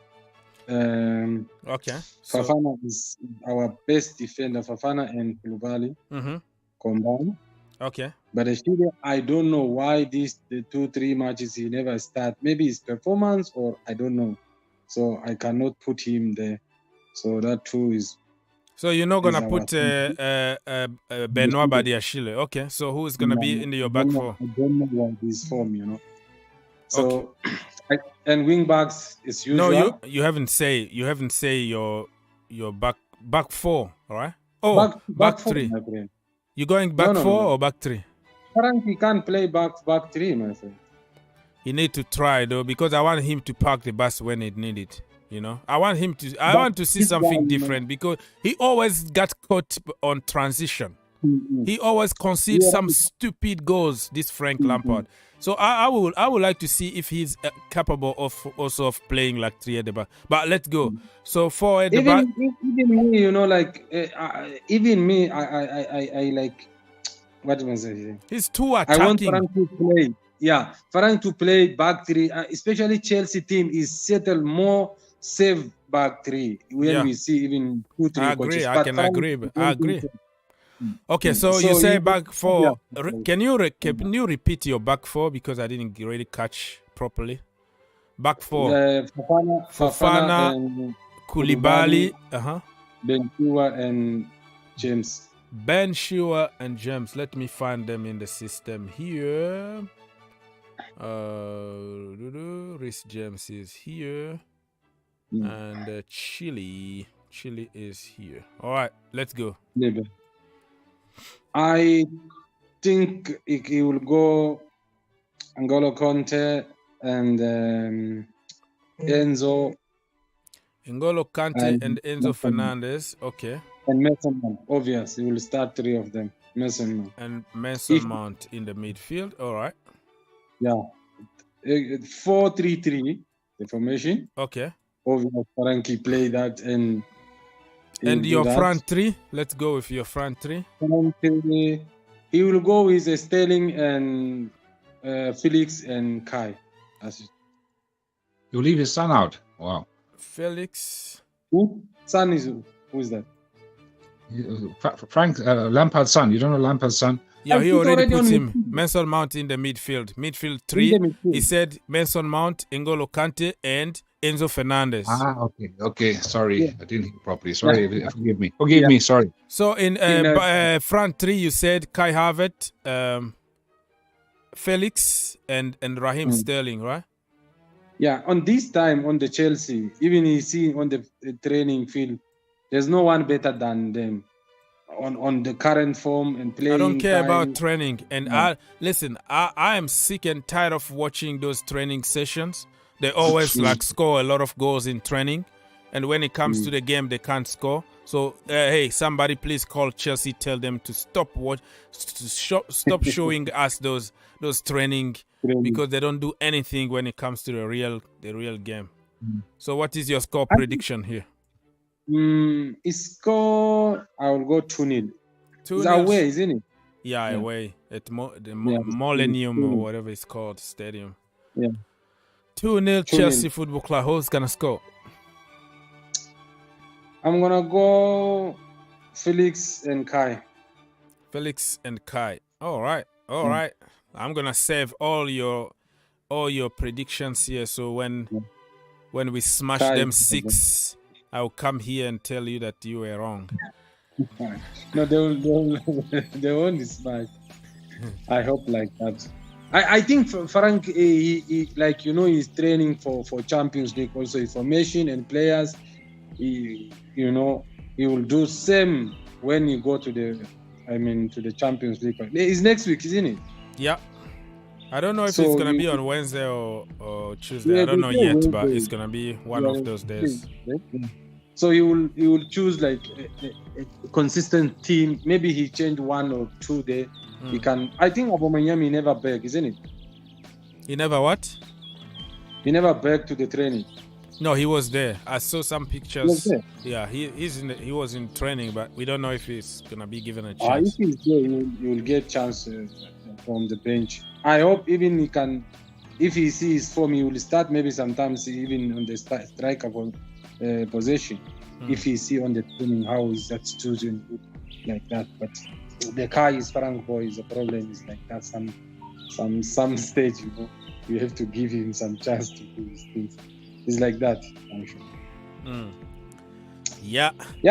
I can't wait for the game. The Jose Mourinho story I heard you were talking. Yes. I heard also the same Jose Mourinho and Antonio Conte on the short list. Is it true, those things? Well, those are paper talks, bro. I don't think it's real. Never. Okay, let's say Jose Mourinho. How they call Antonio Conte? Man, it's better. You want Antonio Conte back? No, I don't want that. Man. I don't want. He don't have respect for Chelsea. This guy. He take Chelsea to the court and he get money. And after that, same time he deserves his money though. When you give a Graham Potter 13 million a season, I think Antonio Conte deserves more than that, bro. This is my money. You pay me or not? Graham Potter, according to his contract, is supposed to get 50 to 60 million. Now it's 13 million only he get for all. Yeah, all because he package, understands that he was crap, so he can't just take some money and leave. There was a clause in his contract, so like performance clause. So those Americans aren't that stupid. They put a clause in that contract. But he made it very easier. Even with those clauses, he was going to get a lot of money. He was to make at least 40 million. But he decided, okay, pay me just like one season, one season, and I leave. You know, I don't want any trouble or take you to court or anything. But if he was greedy and he was an angry guy, he would say, "Listen, man, I had a job. Okay, I had a good job. You came here, you forced me out, and I'm here, and you sack me. You pay me your money. You were going to pay the money." But he didn't want to do that. He was like, you know what? I just take a L here because I've been really crap. So it is what it is. And they say he's a nice guy. You know, the guy outside of the football. He's a nice guy. He's not like a strong, like fighting like Antonio Conte. He's not like that. You know. Yeah. That's why he doesn't even have energy to get up. You know. He need to drink a lot of coffee. You know. The issue with Conte is like he will ask for his own players and he will not work with this board.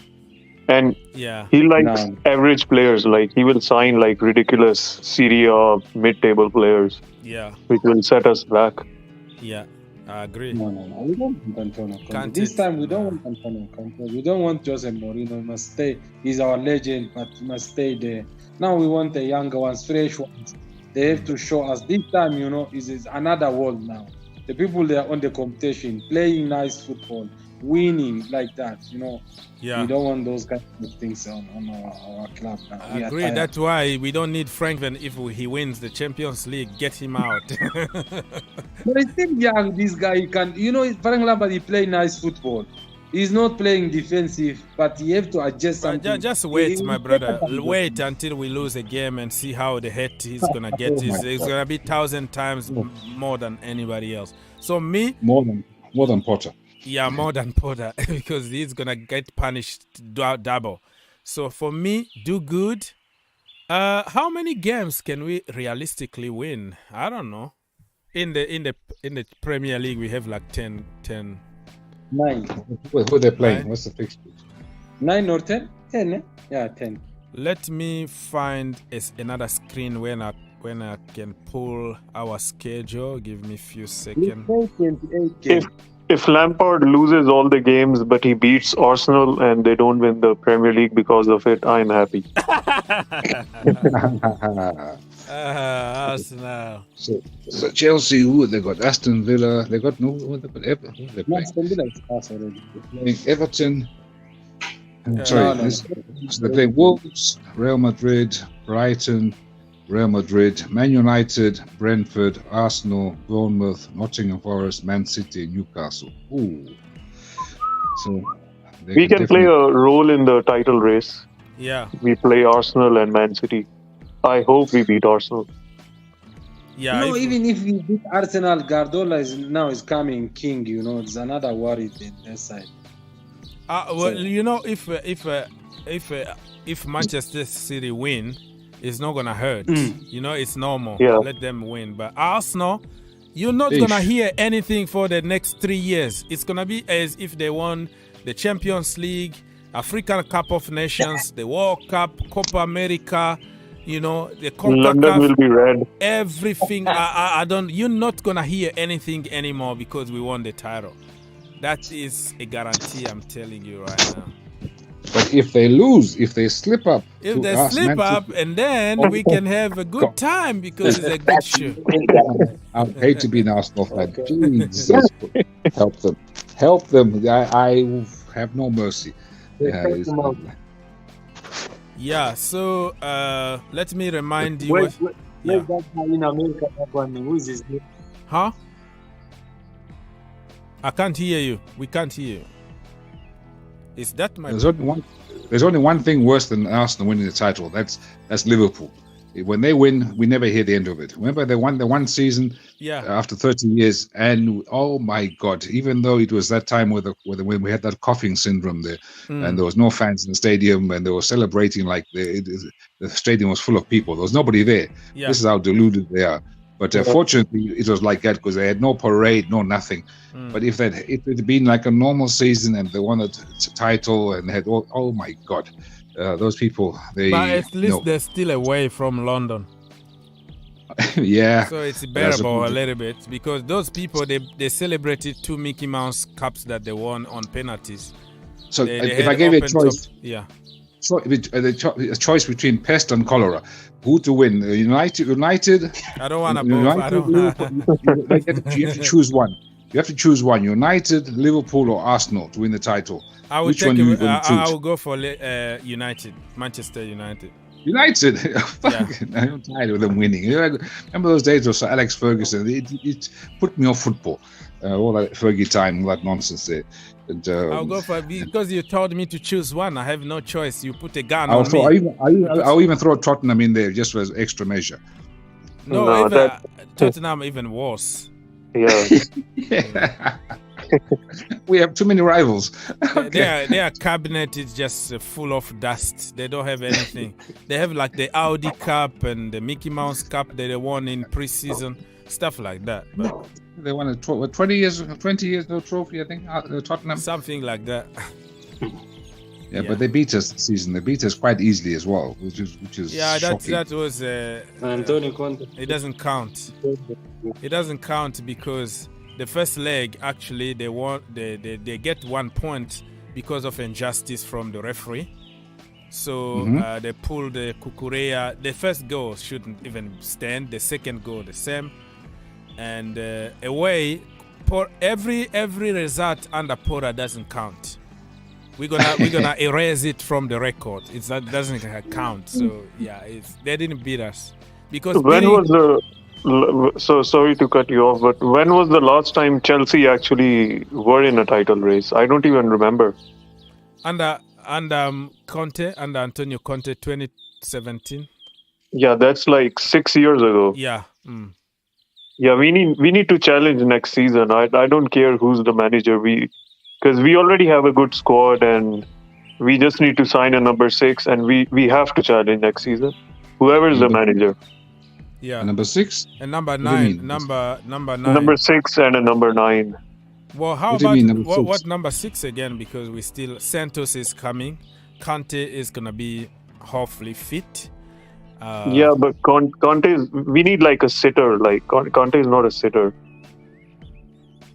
Like a defensive mid. You got Enzo. You got Kante. Why can't you just sign Dennis Zakaria? Yeah, why not? I think we need like a world-class player to challenge for the title because we are competing against City. I don't know about you, but I rate that guy highly. Dennis Zakaria. I don't know why. I have a problem with his injury record, but I rate him kind of. You make him sit there, he might do the business. He's tall. He can help in the defense. He got a powerful shot on him. I think he got it all, but I don't think I need to see more of him. Because he's not given a chance. That's the problem, and he got injured often. Not even at Chelsea only, but wherever he been really injury prone. So. So you're looking for number 6? How about Declan Rice? Yeah, I would be down for that. I don't know why people don't rate him. He's a very good player, like a traditional defensive mid. Yeah. I would take a midfield of like Enzo, Declan Rice, and another player. I think that would be great. What's the other player from Dortmund, the English guy there, the midfield? From where? Dortmund, BVB Dortmund. English guy. Jude Bellingham? Bellingham, but he'd be so expensive, that guy. Yeah, he's expensive. I think it would be like 150 million or something like that. That's why I want West Ham to go down so we can get a discount. Get Rice cheap. Yeah, we're gonna get a discount. Yeah, I see your intention here. Very clever. Your intention here. Yeah, but you know, we have somebody else called like Romeo Lavia. Lavia, yeah, he's good. He's also good, and they are going down. They are going. The Southampton, that for sure. They are good. They're saying already goodbye. So at least you can pick some very good players from the relegated teams this time around. So if you are given options between Lavia and Rice, Lavia still like I don't know, 21 or 20 years old. Yeah. Declan Rice is almost 24 now, getting to his prime. What is gonna be your choice? For me, Lavia, yeah. If I think about it, because he's better on the ball and he's a good ball winner. Declan Rice is more like he looks like a centre back playing defensive mid. He's not that great on the ball, but Lavia, he can actually dribble and he's more press resistant. So I would go for Lavia. Destroyed us. He destroyed us in the first leg, the second leg. He was by far the man of the match. He destroyed our midfield like playing boys against a grown-up man. And don't forget also that we have another one, Onana, from Everton, because he's gonna get relegated too. I want Everton to go down. I want so that Amadou Onana also can be in the conversation. So we have a lot of options. We've been also linked with Manu Kone from Germany. So we have options, man. We can get There's some. that player who plays for Sporting Ugarte. He's good. Okay. Yeah. But since you are shopping in West Ham, there's 2 other players there which would be very interesting to look at. Talk to us. One of them, Michael Antonio, proper centre forward, strong. Are you trolling? Are you trolling me or are you serious? He's like 31 years or 32, yeah? Right? I really like him. What's the other guy there? He's from Eastern Europe. What's his name? Very tall guy. Scamacca? No, white guy, tall guy. Scamacca also, they just bought him like from Sassuolo or something. I think Soucek, that guy there. Yeah. Thomas Soucek. That's so much. He's another one. I think he's gone a little bit down, but the season before and the season before that, he was unplayable. So he's old, bro. He's like 32 or 33. He is? Okay. I think so, yeah. He's 28, according to this. Oh, he's 28? Yes, he's 28, I like to see. But still, he was a very, very excellent player because he gives you height as well, which is something which Chelsea doesn't have very much height. As you know, we only have Badiashile, we have Koulibaly, tall guy. Who else do we have? We don't have many tall players. Fofana is tall. Yes, right. And we have Dennis Zakaria, but he's on loan. He's going back. What about Jared Bowen? He's another good striker from West Ham. They have a lot of good to check. And he's only 20 years old, so they have a lot of good players in that team. Bowen, 20 years old? Yes. Are you serious? I'm serious. He been there like forever. Bowen, 20 years old? Are you serious? Double check, bro. Double check. Check out. Sorry. Sure, Bowen should be probably 24 or something, in that range, not really 20, because he's been there forever. Maybe that's his shirt number. I don't know, but I think that's probably his shirt number. Yeah, maybe that's probably his shirt number. It's probably his shirt number. I like him. He's very fast. He's very clinical.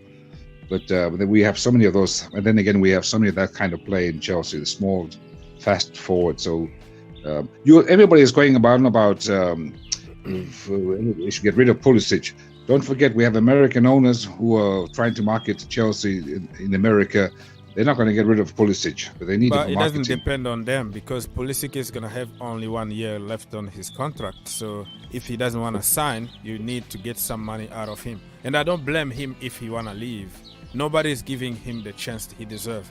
Every time he got a chance, he got an injury. So it's not only to blame managers, but also himself, his health being really poor. So that is the same case as Mason Mount. Okay, if you wanna keep him, but he doesn't wanna sign, and then you have to get some money. That's it. You know. Pulisic, he never gets protection from the referees. Every defender, they hammer him. As soon as he gets the ball, have you ever noticed? Every time he touches the ball, everybody wanna get him, just like the way they're doing with Felix at the moment.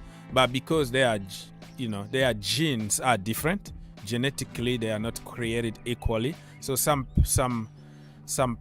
human beings are more, injury prone than others. If you look at even Messi, you see sometimes like they stamp on him and you think, this guy got a broken leg. And then like few seconds later, after he cries and like a baby, he's out. He's up again and start playing. People like Ronaldo, no matter how people try to get him injured. No. So there are some people like that, and there are some people made of, glasses. Just they one have spaghetti, legs made out of spaghetti. Yeah. But remember how tough Hazard used to be. Remember how everybody used to, as soon as he touched the ball, they kick the hell out of him. But he always got up, he always played. And that took a toll out of him, though, because lack of discipline. Because even Messi and Ronaldo, if they don't get injured because they have a lot of discipline, they eat right, they sleep right, they train all the time, even on vacation, so they know how to entertain how to keep their body in shape. But somebody like Hazard, if today it's holiday today, he's gonna drink like 10 beers immediately and eat like 20 hamburger and that's his problem. He loves McDonald's so, like that. The McDonald's all the time, and then he comes back like 15 kilos extra, and he's gonna lose it. Those kind of stuff gonna catch up with you, my friend. You might think that you are on top of the world because you're still playing in a very good level, but when you come to 29, 30s and stuff, it start catching up with you. That's why he been injury prone at Real Madrid. So. But he's been so overweight. I mean, it doesn't look like the old Hazard. So yeah, he's no way. He's just a shadow of his old. It's actually quite sad to see that he's not. He's that way. He left Chelsea. Fortunately, he left Chelsea when he was like nearing the top. So Madrid didn't get too much out of him. They just paid Chelsea a lot of money, and we spent that money quite wisely. We got a lot of players out of that dealing there. And remember how we sold quite a few players to China? Got some good money for Oscar. And so the Chinese have sent a lot of good money to Chelsea. So Chelsea have spent. We always had the balance in the budget, what you call the FFP. So Chelsea always had the surplus, but that is all gone obviously with this insane spending we've done here. I don't even know what the numbers are. All right. So okay. So people, let me remind you. If you are in the building, please give me some likes and subscribe to the channel. Slowly and surely, we're going to the end of the show. We're still here probably for 10 more minutes. Let me remind you what's going to happen this weekend for Premier League match week 30. Okay, Saturday early morning, 7:30 Eastern. You have Manchester United against Everton, and then 10 o'clock Eastern time. Aston Villa against Nottingham Forest, Brentford against Newcastle United, Fulham against West Ham. They have to win this game, West Ham, in my opinion. And then you have Leicester City against Bournemouth. Tottenham Hotspurs against Brighton. And then 10 o'clock, same time. All these games are going to be the same time. So you pick your channel. It's going to be Wolves against Chelsea Football Club. If you are in the US, it's going to be on USA Network or Universal. It's not going to be on Peacock, and I have to pay like $9.99. I don't know why they say that. Put it $10 plus tax. $13 just to watch the Chelsea game. Wow. Thank you so much, freaking whatever channel you are. So and then the last game of the day on Saturday in the Premier League is gonna be Southampton against Manchester City. And then on Sunday it's gonna be 2 games. I don't know why they packed a lot of games on Saturday, and on Sunday only 2 games. And they have Leeds United against Crystal Palace, Liverpool against Arsenal. Oh my goodness me. Liverpool are gonna beat Arsenal. You heard here first. You would never walk alone. They would never walk alone. Okay, yeah, this is a hell of a game because Arsenal need to win this. I'm sure City are going to win their game. Arsenal need to win this, my friend. They need to win this. So let's check on statistics from 2 clubs here. Start in the last few games they played together. In the last 5 games, you can check. Before that, I want to ask, did you watch the Newcastle game? Against United? Yeah, against West Ham. Oh, they destroyed them like 5. They destroyed. They were so good, man. Eddie Howe is really cooking something. Like, yeah, he hasn't really made an amazing signing. Just Isaac and Anthony Gordon, who's like a bench player, but yeah, he made everybody look good. Look at Joelinton. Yeah. Joelinton of all people. Yeah, they're third on the table. It's so unbelievable. Chelsea perspective say Oaks out. So you heard here, people, they're gonna sack me. I'm out. Me and Frank Lampard, we're gonna pack and leave. I can be the interim when you're gone. Huh? I can be the interim when you're gone. Yes, yeah. Oaks out. So I'm gonna have to leave, people. I'm gonna be deported. I think FBI and the CAE and all the people are outside to get me deported.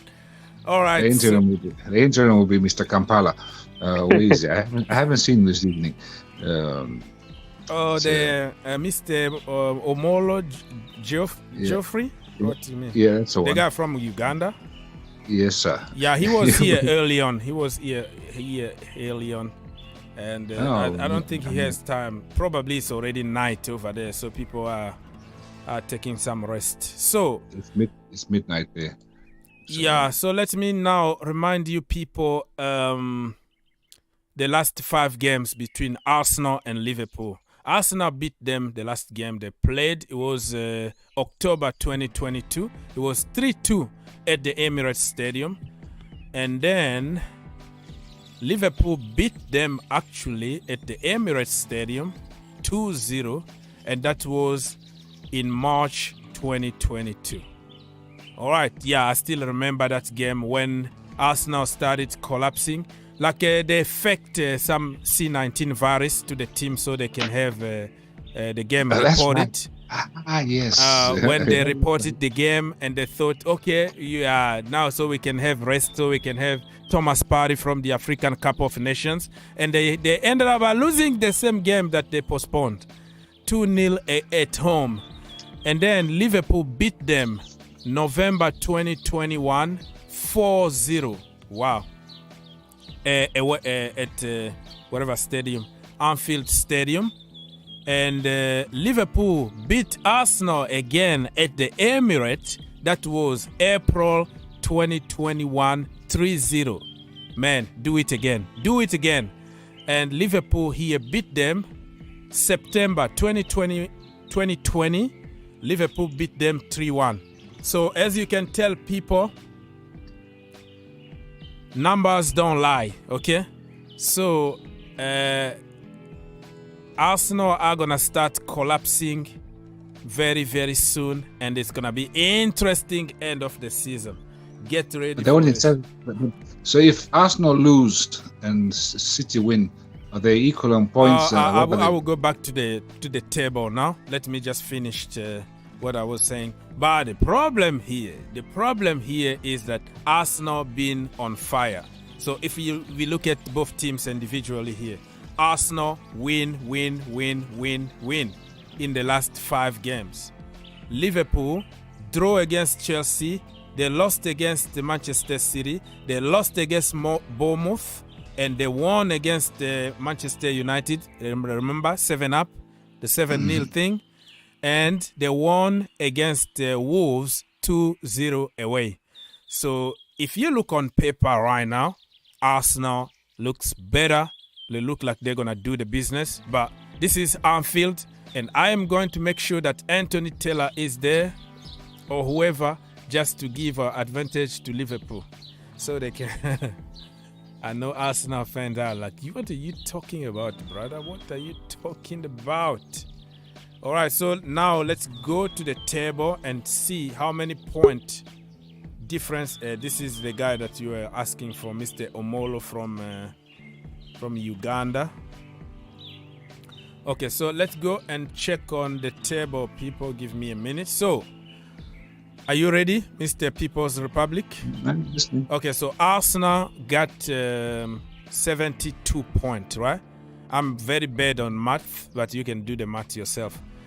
29 games played, and they have 72 points. Manchester City.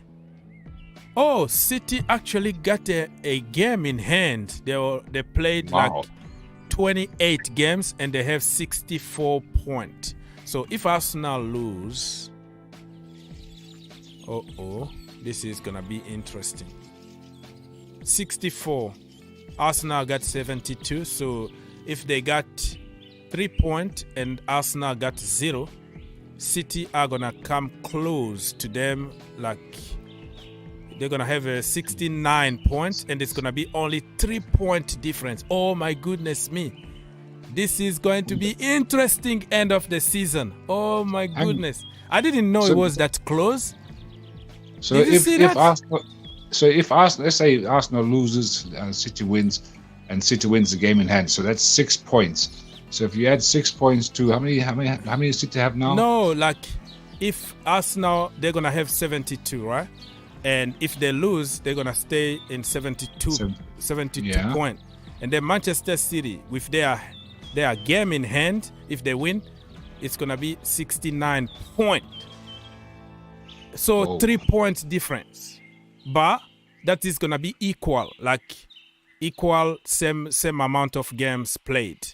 How many points are City at? 64. So if they win the 2 games, they are at 70. If they win one game, I see. Because if Arsenal play, and then they're gonna have 30 games already played, right? And City will still have 1 game in hand. Oh, I see what you mean. 2 points. 2 points. Oh my goodness me. Arsenal, it's over. Arsenal, it's over, because I don't think Lampard is gonna lose against Arteta anymore. We're gonna make life difficult for them. At least a draw, you know. And there's a City versus Arsenal game as well. A 6-pointer. It's over. So that could be a title game. That could be a title game. So let's just say it's 70 and 72 points, and they play City versus Arsenal. And then, of course, City is going to win that game. So City will go 1 point ahead, and Arsenal will be looking from a distance, crying, and saying that was that. And wow. So there's still hope. For football to be saved. Football to be saved from Arsenal. And you are enjoying people's result here, but your team Chelsea still 11th, and they have 39 games, and they can still get relegated. But if City win the title, that means the EPL has now become the Ligue 1. Become the Farmers League. The Farmers League or the Bundesliga, or because they won it like 4 times in the last 5 years. That is a lot. that's ridiculous. That is like. But it's better. I can handle it than Arsenal or Tottenham. To be honest, man, wasn't Sir Alex Ferguson doing the same thing with United? They used to win like 4 or 5 in a row. And they used to also cheat a lot. And Fergie time, there was cheating, a lot of cheating going on there. And this is why I am happy about the process, because if we had a good process at Chelsea with the money that we had under Roman, I think we could have done better. We could have won more trophies with a more long-term project, kind of. You see City now, because they only need like a couple players here and there, and then the team still performing because it's a good plan. They don't just go and buy dead wood, expensive players to win a trophy now and then go through another crisis. So long-term project, it might look really awful at the beginning, but it's gonna pay off in the long term. Chelsea deserve to have even more trophies under Roman if we went with some kind of stability, some kind of identity for Chelsea Football Club. So every manager that will come will just follow the trend, because we already have a very good team. So and I love it. I love the project now, because I see now. I know people's Republic is not gonna be happy because we're not winning, but be patient, bro. Be patient. The project is good. The people that we hire to carry on with the project are not good. We had to admit it. But the project is still a good project, you know. Oh, he better be, because he's given all these new players 8-year contracts, what have you. So he better have a long-term plan in place, because those 8-year contracts are going to be very expensive if these players don't. And imagine if somebody like Antonio Conte comes and he doesn't rate Mikhailo Mudryk. He doesn't want him, you know. Then what are you gonna do with him? That's why you need somebody who can buy the project.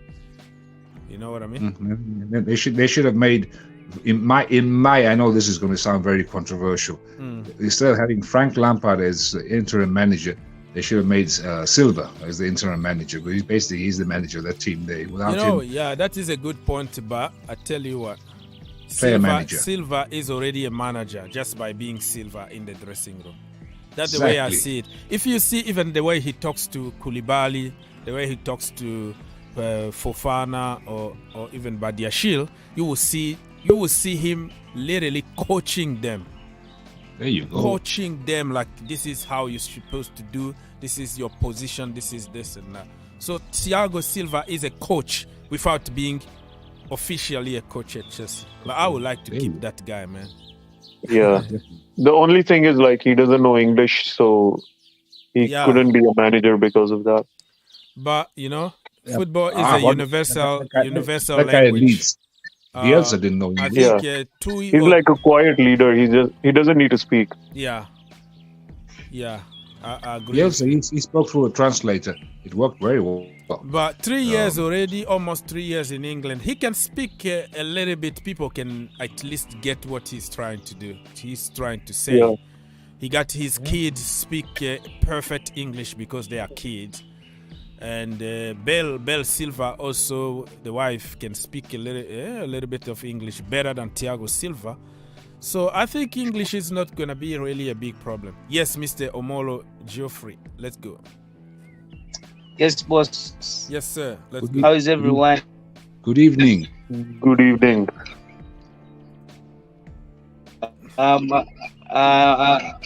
Okay. Let me first of all, I'm really up during in the morning. I was at work and it didn't go well for me. I'm really very sorry for that. You don't have to be sorry about it. You don't have to apologize to anybody, my brother. It's happened. Technology is the same everywhere. So. Are you wearing a Tottenham shirt, bro? Get out of here! Get him out! No. No, it is just a cloth, but I'm blue always. I'm blue. Yeah. 100% I'm blue. But today I'm very happy. I'm very happy because Frank is back on the touchline. It is always a pleasure to watch him on the stands there. I'm really very happy that he's back. Yeah. And I pray he may do well and be given a permanent role. Come on, bro. We haven't even won one game, and you're talking about the permanent rule. Come on. Let's go game by game. I pray. Let's go game. We haven't even won one game. Not even one game, and you're talking already about permanent rule. I have confidence in. Forget about that now. That is putting a lot of pressure on yourself and on the guy. Okay, let's go game by game. Let's see what's gonna happen at the end of the season.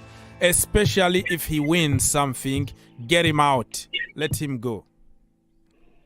Yeah, he need to go with a trophy. He need to go with glory, with applause instead of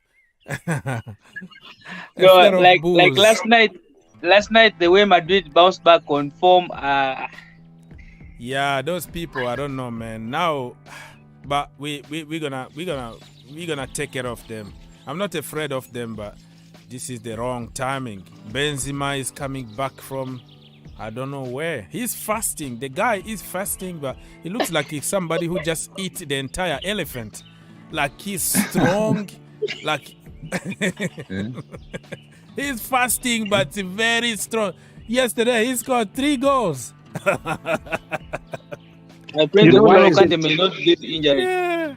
Yeah. It's a universal thing. I noticed, like, even I watch a lot of cricket, and athletes who fast, they go to another level. I don't know what it is. Like, that is a spiritual. That is God. Probably God giving them more energy. You know. Yeah. Because it's like not normal. In every sport, it happens. Like, people who fast, the fasting Kante is like another level as well. Yeah, I agree. Like the guy don't get tired. Look at Fofana also, he was fasting. And he was in another level. And I hope they can keep the same level. Even Koulibaly, all of them keep the same level. Keep fasting. Don't break it now. Let it win the Champions League before they break the fasting thing. All right. Yeah. You have echoes on your phone, Mr. Geoffrey Omolo. Not really. Mine is very okay. Huh? Mine is very okay, like very, very okay. Oh, okay. All right. So, people, slowly and surely we're going to the end of this show. But let me remind you, you have a lot of echoes. Yes. You wanted to say something? Go on. Agent. No, Agent Omolo. You are an agent, right? You just come to our camp just so you can. Agent Omolo, let's go. This whole thing. Yes. What? Like the fracas that you have had in the team from the time of Roman up to now has really let us down. I think if it wasn't of that, we would be in a high level. But I strongly believe if those of Christian Pulisic and N'Golo Kante can actually improve for now, we are actually going to eliminate Real Madrid. Yeah, we have the. We're actually going to. Yeah. The only issue we have is Rudiger. Bro, you have a lot of echoes. I don't know. You using the phone? Somebody's calling you or something? Geoffrey? No, not really. Not really. No. I have a question for Mr. Omalo, Jeffrey. So, yes, please. Now, in America, where our friend the moderator lives, they have zero imagination. So they created the Major League Soccer, and they just took all English names and names from Spain or wherever, and they just put so like Real this and City this, United Inter Miami, Real Salt Lake and all that. Yeah. So what is your point? They should have gone to Uganda. Now Uganda has some of the most fantastic club football team names. Kampala City Authority, one of them. Vipers FC, Express FC, Villa Jogu. Let me show you something small. You see Uganda, this one? Which one is this? This one is Vipers. I'm a real also fan of Vipers here in Uganda. They even have one team called Uganda Revenue Authorities. That's like the that is for a company, right? Companies can create their IRS. The IRS has got a football team. Imagine that. And Police FC. Police FC. We have UPDF. They have Maroons. They have Maroons, not morons, but Maroons. Simba. They have Simba over there, right? Simba is Yeah, from Tanzania. Maroons is just next to my house. Okay. So this Viper. So your team is called, what's it called? The Vipers, you said? Vipers. Are they good? Yeah, they won the league. They won the league last season, and right now they are behind the leading team with 12 points. But they are having 4 games in hand because they have been participating in the African Champions League. Wow. Okay. But you guys have creativity and imagination for So teams. let me tell you what. Let me just defeat you right now. What you just say, what you just disrespect me here in the United States. So let me punch you back right now, okay? America is called the melting pot. Here we it's go. Nobody's country, unless if you are Native American, right? So you're gonna find all religions. You're gonna find, even in my family here, I have white, yellow, red. We are all religion, all whatever. So melting pot. So giving those names reflect what even the United States is all about. Because it's not original. It's some people who came for freedom and they created their little towns, their little teams, and keeping originality from back home. So it reflects everything. So don't say they lack originality, the creativity, they can't do anything, but they are just continuing with the tradition of this country. But what about if it's a melting pot, what about the teams from, let's say, Iran? What about teams from Africa? What about teams from China or whatever, east of the east? We don't have any names left, so you only have teams from Spain. Well, but because England. You probably watch some game or some highlight of the MLS, but you don't know. We have other divisions here and conferences that you don't know. I even know a team called Simba. In America? In America here, Simba. Okay, that is African name, right? Even in Uganda we have Simba. Okay, so you even in Uganda we have Simba. We're gonna send you to jail for even saying that. you don't want Americans to be creative, because look at baseball, they have Red Sox. Red Sox, yeah. What kind of name is that? Green jersey, green base, some stuff like that. Yeah, Red Sox, man. Come on, man. Jet, New York Jet. Like we just need to keep it the way it is, because everybody is from somewhere here. So, and if you just keep it simple, United FC. You keep it simple. Go have a look at the Indian Premier League cricket. They have some great names for their teams. They're very creative, imaginative, and this is the thing. The Indians, they created. Cricket normally, a 6-day test is one of the most boring things you ever see. But Indians were thinking outside the box. They created was it 20 overs or 40 overs? I don't know how many have in the IPL. And the crowds, you get like 60, 70, 80,000 people watching cricket, and people going completely nuts. They have the biggest stadium in the world. Which one? Who? It's called the Narendra Modi Stadium, like it's their Prime Minister's name, and it's the biggest stadium in the world. Where is it? In Delhi? Just to watch cricket, yeah. I don't know where it is. Just tells you that they love their sport. They have such a big country, like so many people in there. Yeah. But do they play cricket in America, for example? We have baseball. Don't call it cricket. Okay. Oh God. Baseball, that's rounders. That's a stick with a ball. You say that we lack create. We don't create. We created soccer. We call it soccer. You call it football. You see, we call our football, our handball. We call it football. That is being creative, right there. No, bro. You copied cricket and created baseball. You copied rugby and created football. American football. Yeah. It's all copy. American football is fantastic. I like that sport. It's a great sport. I think rugby is better. I find it more entertaining. It's too violent. And people get hurt too much in rugby. I don't know who is putting that echoes. I don't know. I'm gonna try to mute some people so I can find out where the noise is coming from. Yeah, the noise was coming from Mr. People's Republic, because when I mute you and I can't hear those echoes. So if you can close one of your windows, I think in the computer somewhere, one window got the volume up so I can hear myself. All right.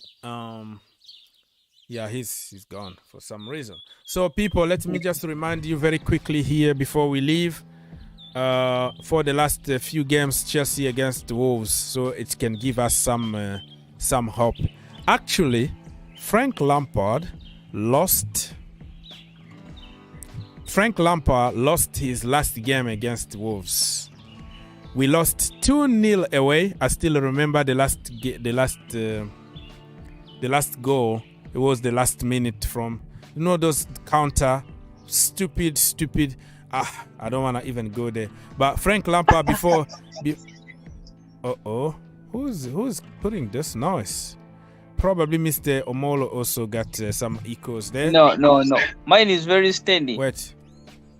Mr. Omolo, yeah, the noise is coming from you. You are watching something from your phone, or you forgot one of the windows open on, on your phone or something. So it's just making echoes. I can hear myself. So when I mute you and it's gone, so it tells me that it's coming from you. All right.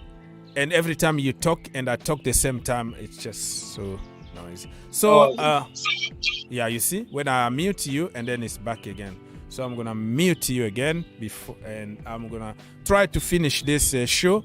Wolves beat Chelsea Football Club under Frank Lampard. That was December 2020.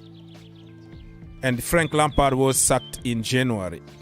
That wasn't his last game. He had a game, his last game we won. I think it was like Luton. Yeah, that was, I'm talking about his last game against Wolves. His last game was in the FA Cup or League Cup when Mason Mount had the captain armband. It was snowing and all that. We won probably 3-0. Tammy Abraham, I think he had a hat, something like that crazy happened. It was like his first game was against Wolves. It was like 5-2.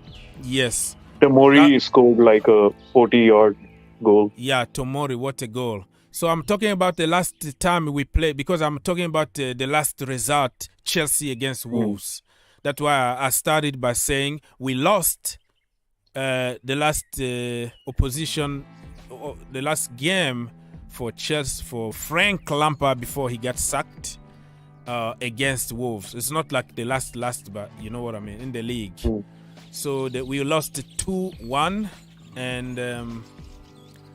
and Chelsea against Wolves, that was under Thomas Tuchel. I think it was probably the first game of Thomas Tuchel, if I'm not mistaken. Yeah. We drew. It was 0-0 because he just took the game, the team like last night, and he had to prepare for the game. And that's where we discover Callum Hudson-Odoi as a winger and all the good stuff. And then, what else? 0-0 again in December 2021. A lot of draws here. Oh my goodness. Another draw, 2-2. That was May 2022. But we beat them 3-0 at the bridge. And that was October 2022. Let me double check on the statistics from that game and see who scored. Kai Havertz, 45 minutes plus 3. That was added time in the first half. Christian Pulisic scored 54th minute. Armando Broja scored 89th minute. Yeah, before he got that bad injuries when we went on summer camp or whatever, warm camp.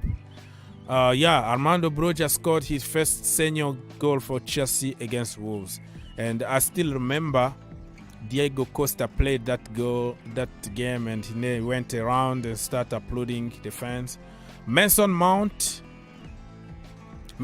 had 2 assists.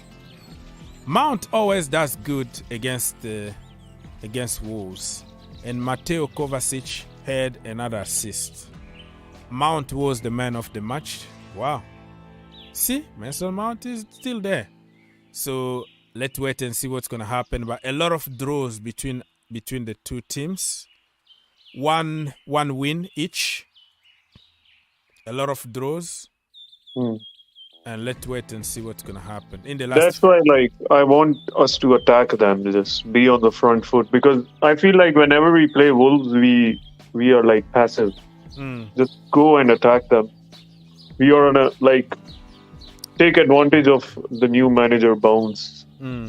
But that's also is a dangerous game to play, because if you concede and you lose the game, why did you open up that much? You should continue with 3 at the back. That is working for Chelsea. So managers can't win, to be honest. It's always a lose-lose situation. You have actually to win it before people give you credit, because no matter what we're going to do here, it's going to be why you didn't do this, why you didn't do that. So, So, yeah. So that game, the last game we played against them, Kepa Arrizabalaga, Trevor Chalobah, Kalidou Koulibaly, Cesar Azpilicueta, Marco Correa, Jorginho Frello, Christian Pulisic, Ruben Loftus-Cheek, Mason Mount, and Conor Gallagher. That was the lineup for Chelsea when we beat them 3-0. But now we have a better lineup. Jorginho is not there anymore. We have Enzo at the moment. Ruben is not going to play. N'Golo Kante is back. Conor Gallagher probably is not going to start. We have, I don't know who's going to be in that place, but that tells you that that we are better with a new manager, of course. So who cares? All right, people. My brother Hussein, thank you so much for helping. Do you want to say something to conclude the show, my brother?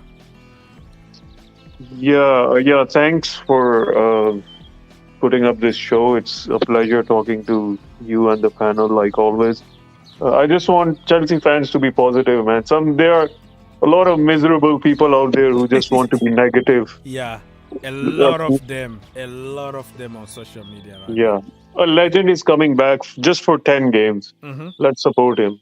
Let's support him. And let's see what's going to happen at the end of the season. Thank you so much, my brother.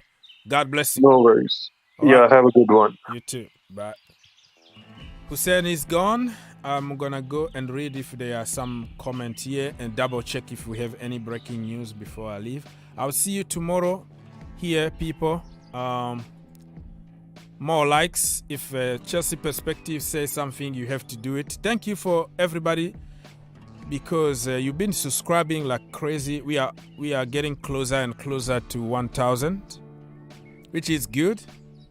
So probably tomorrow we might get the 1,000. Tuchel lost against the Fribourg Cup.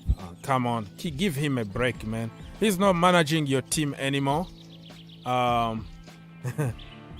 Give him a break. He lost, but he just got a team like a few days ago. There is no manager that will be perfect, okay? Managers are always gonna lose games, so just leave him alone. You missed the fight. Yeah. All the people that were bringing the fight, they just left. They are not here.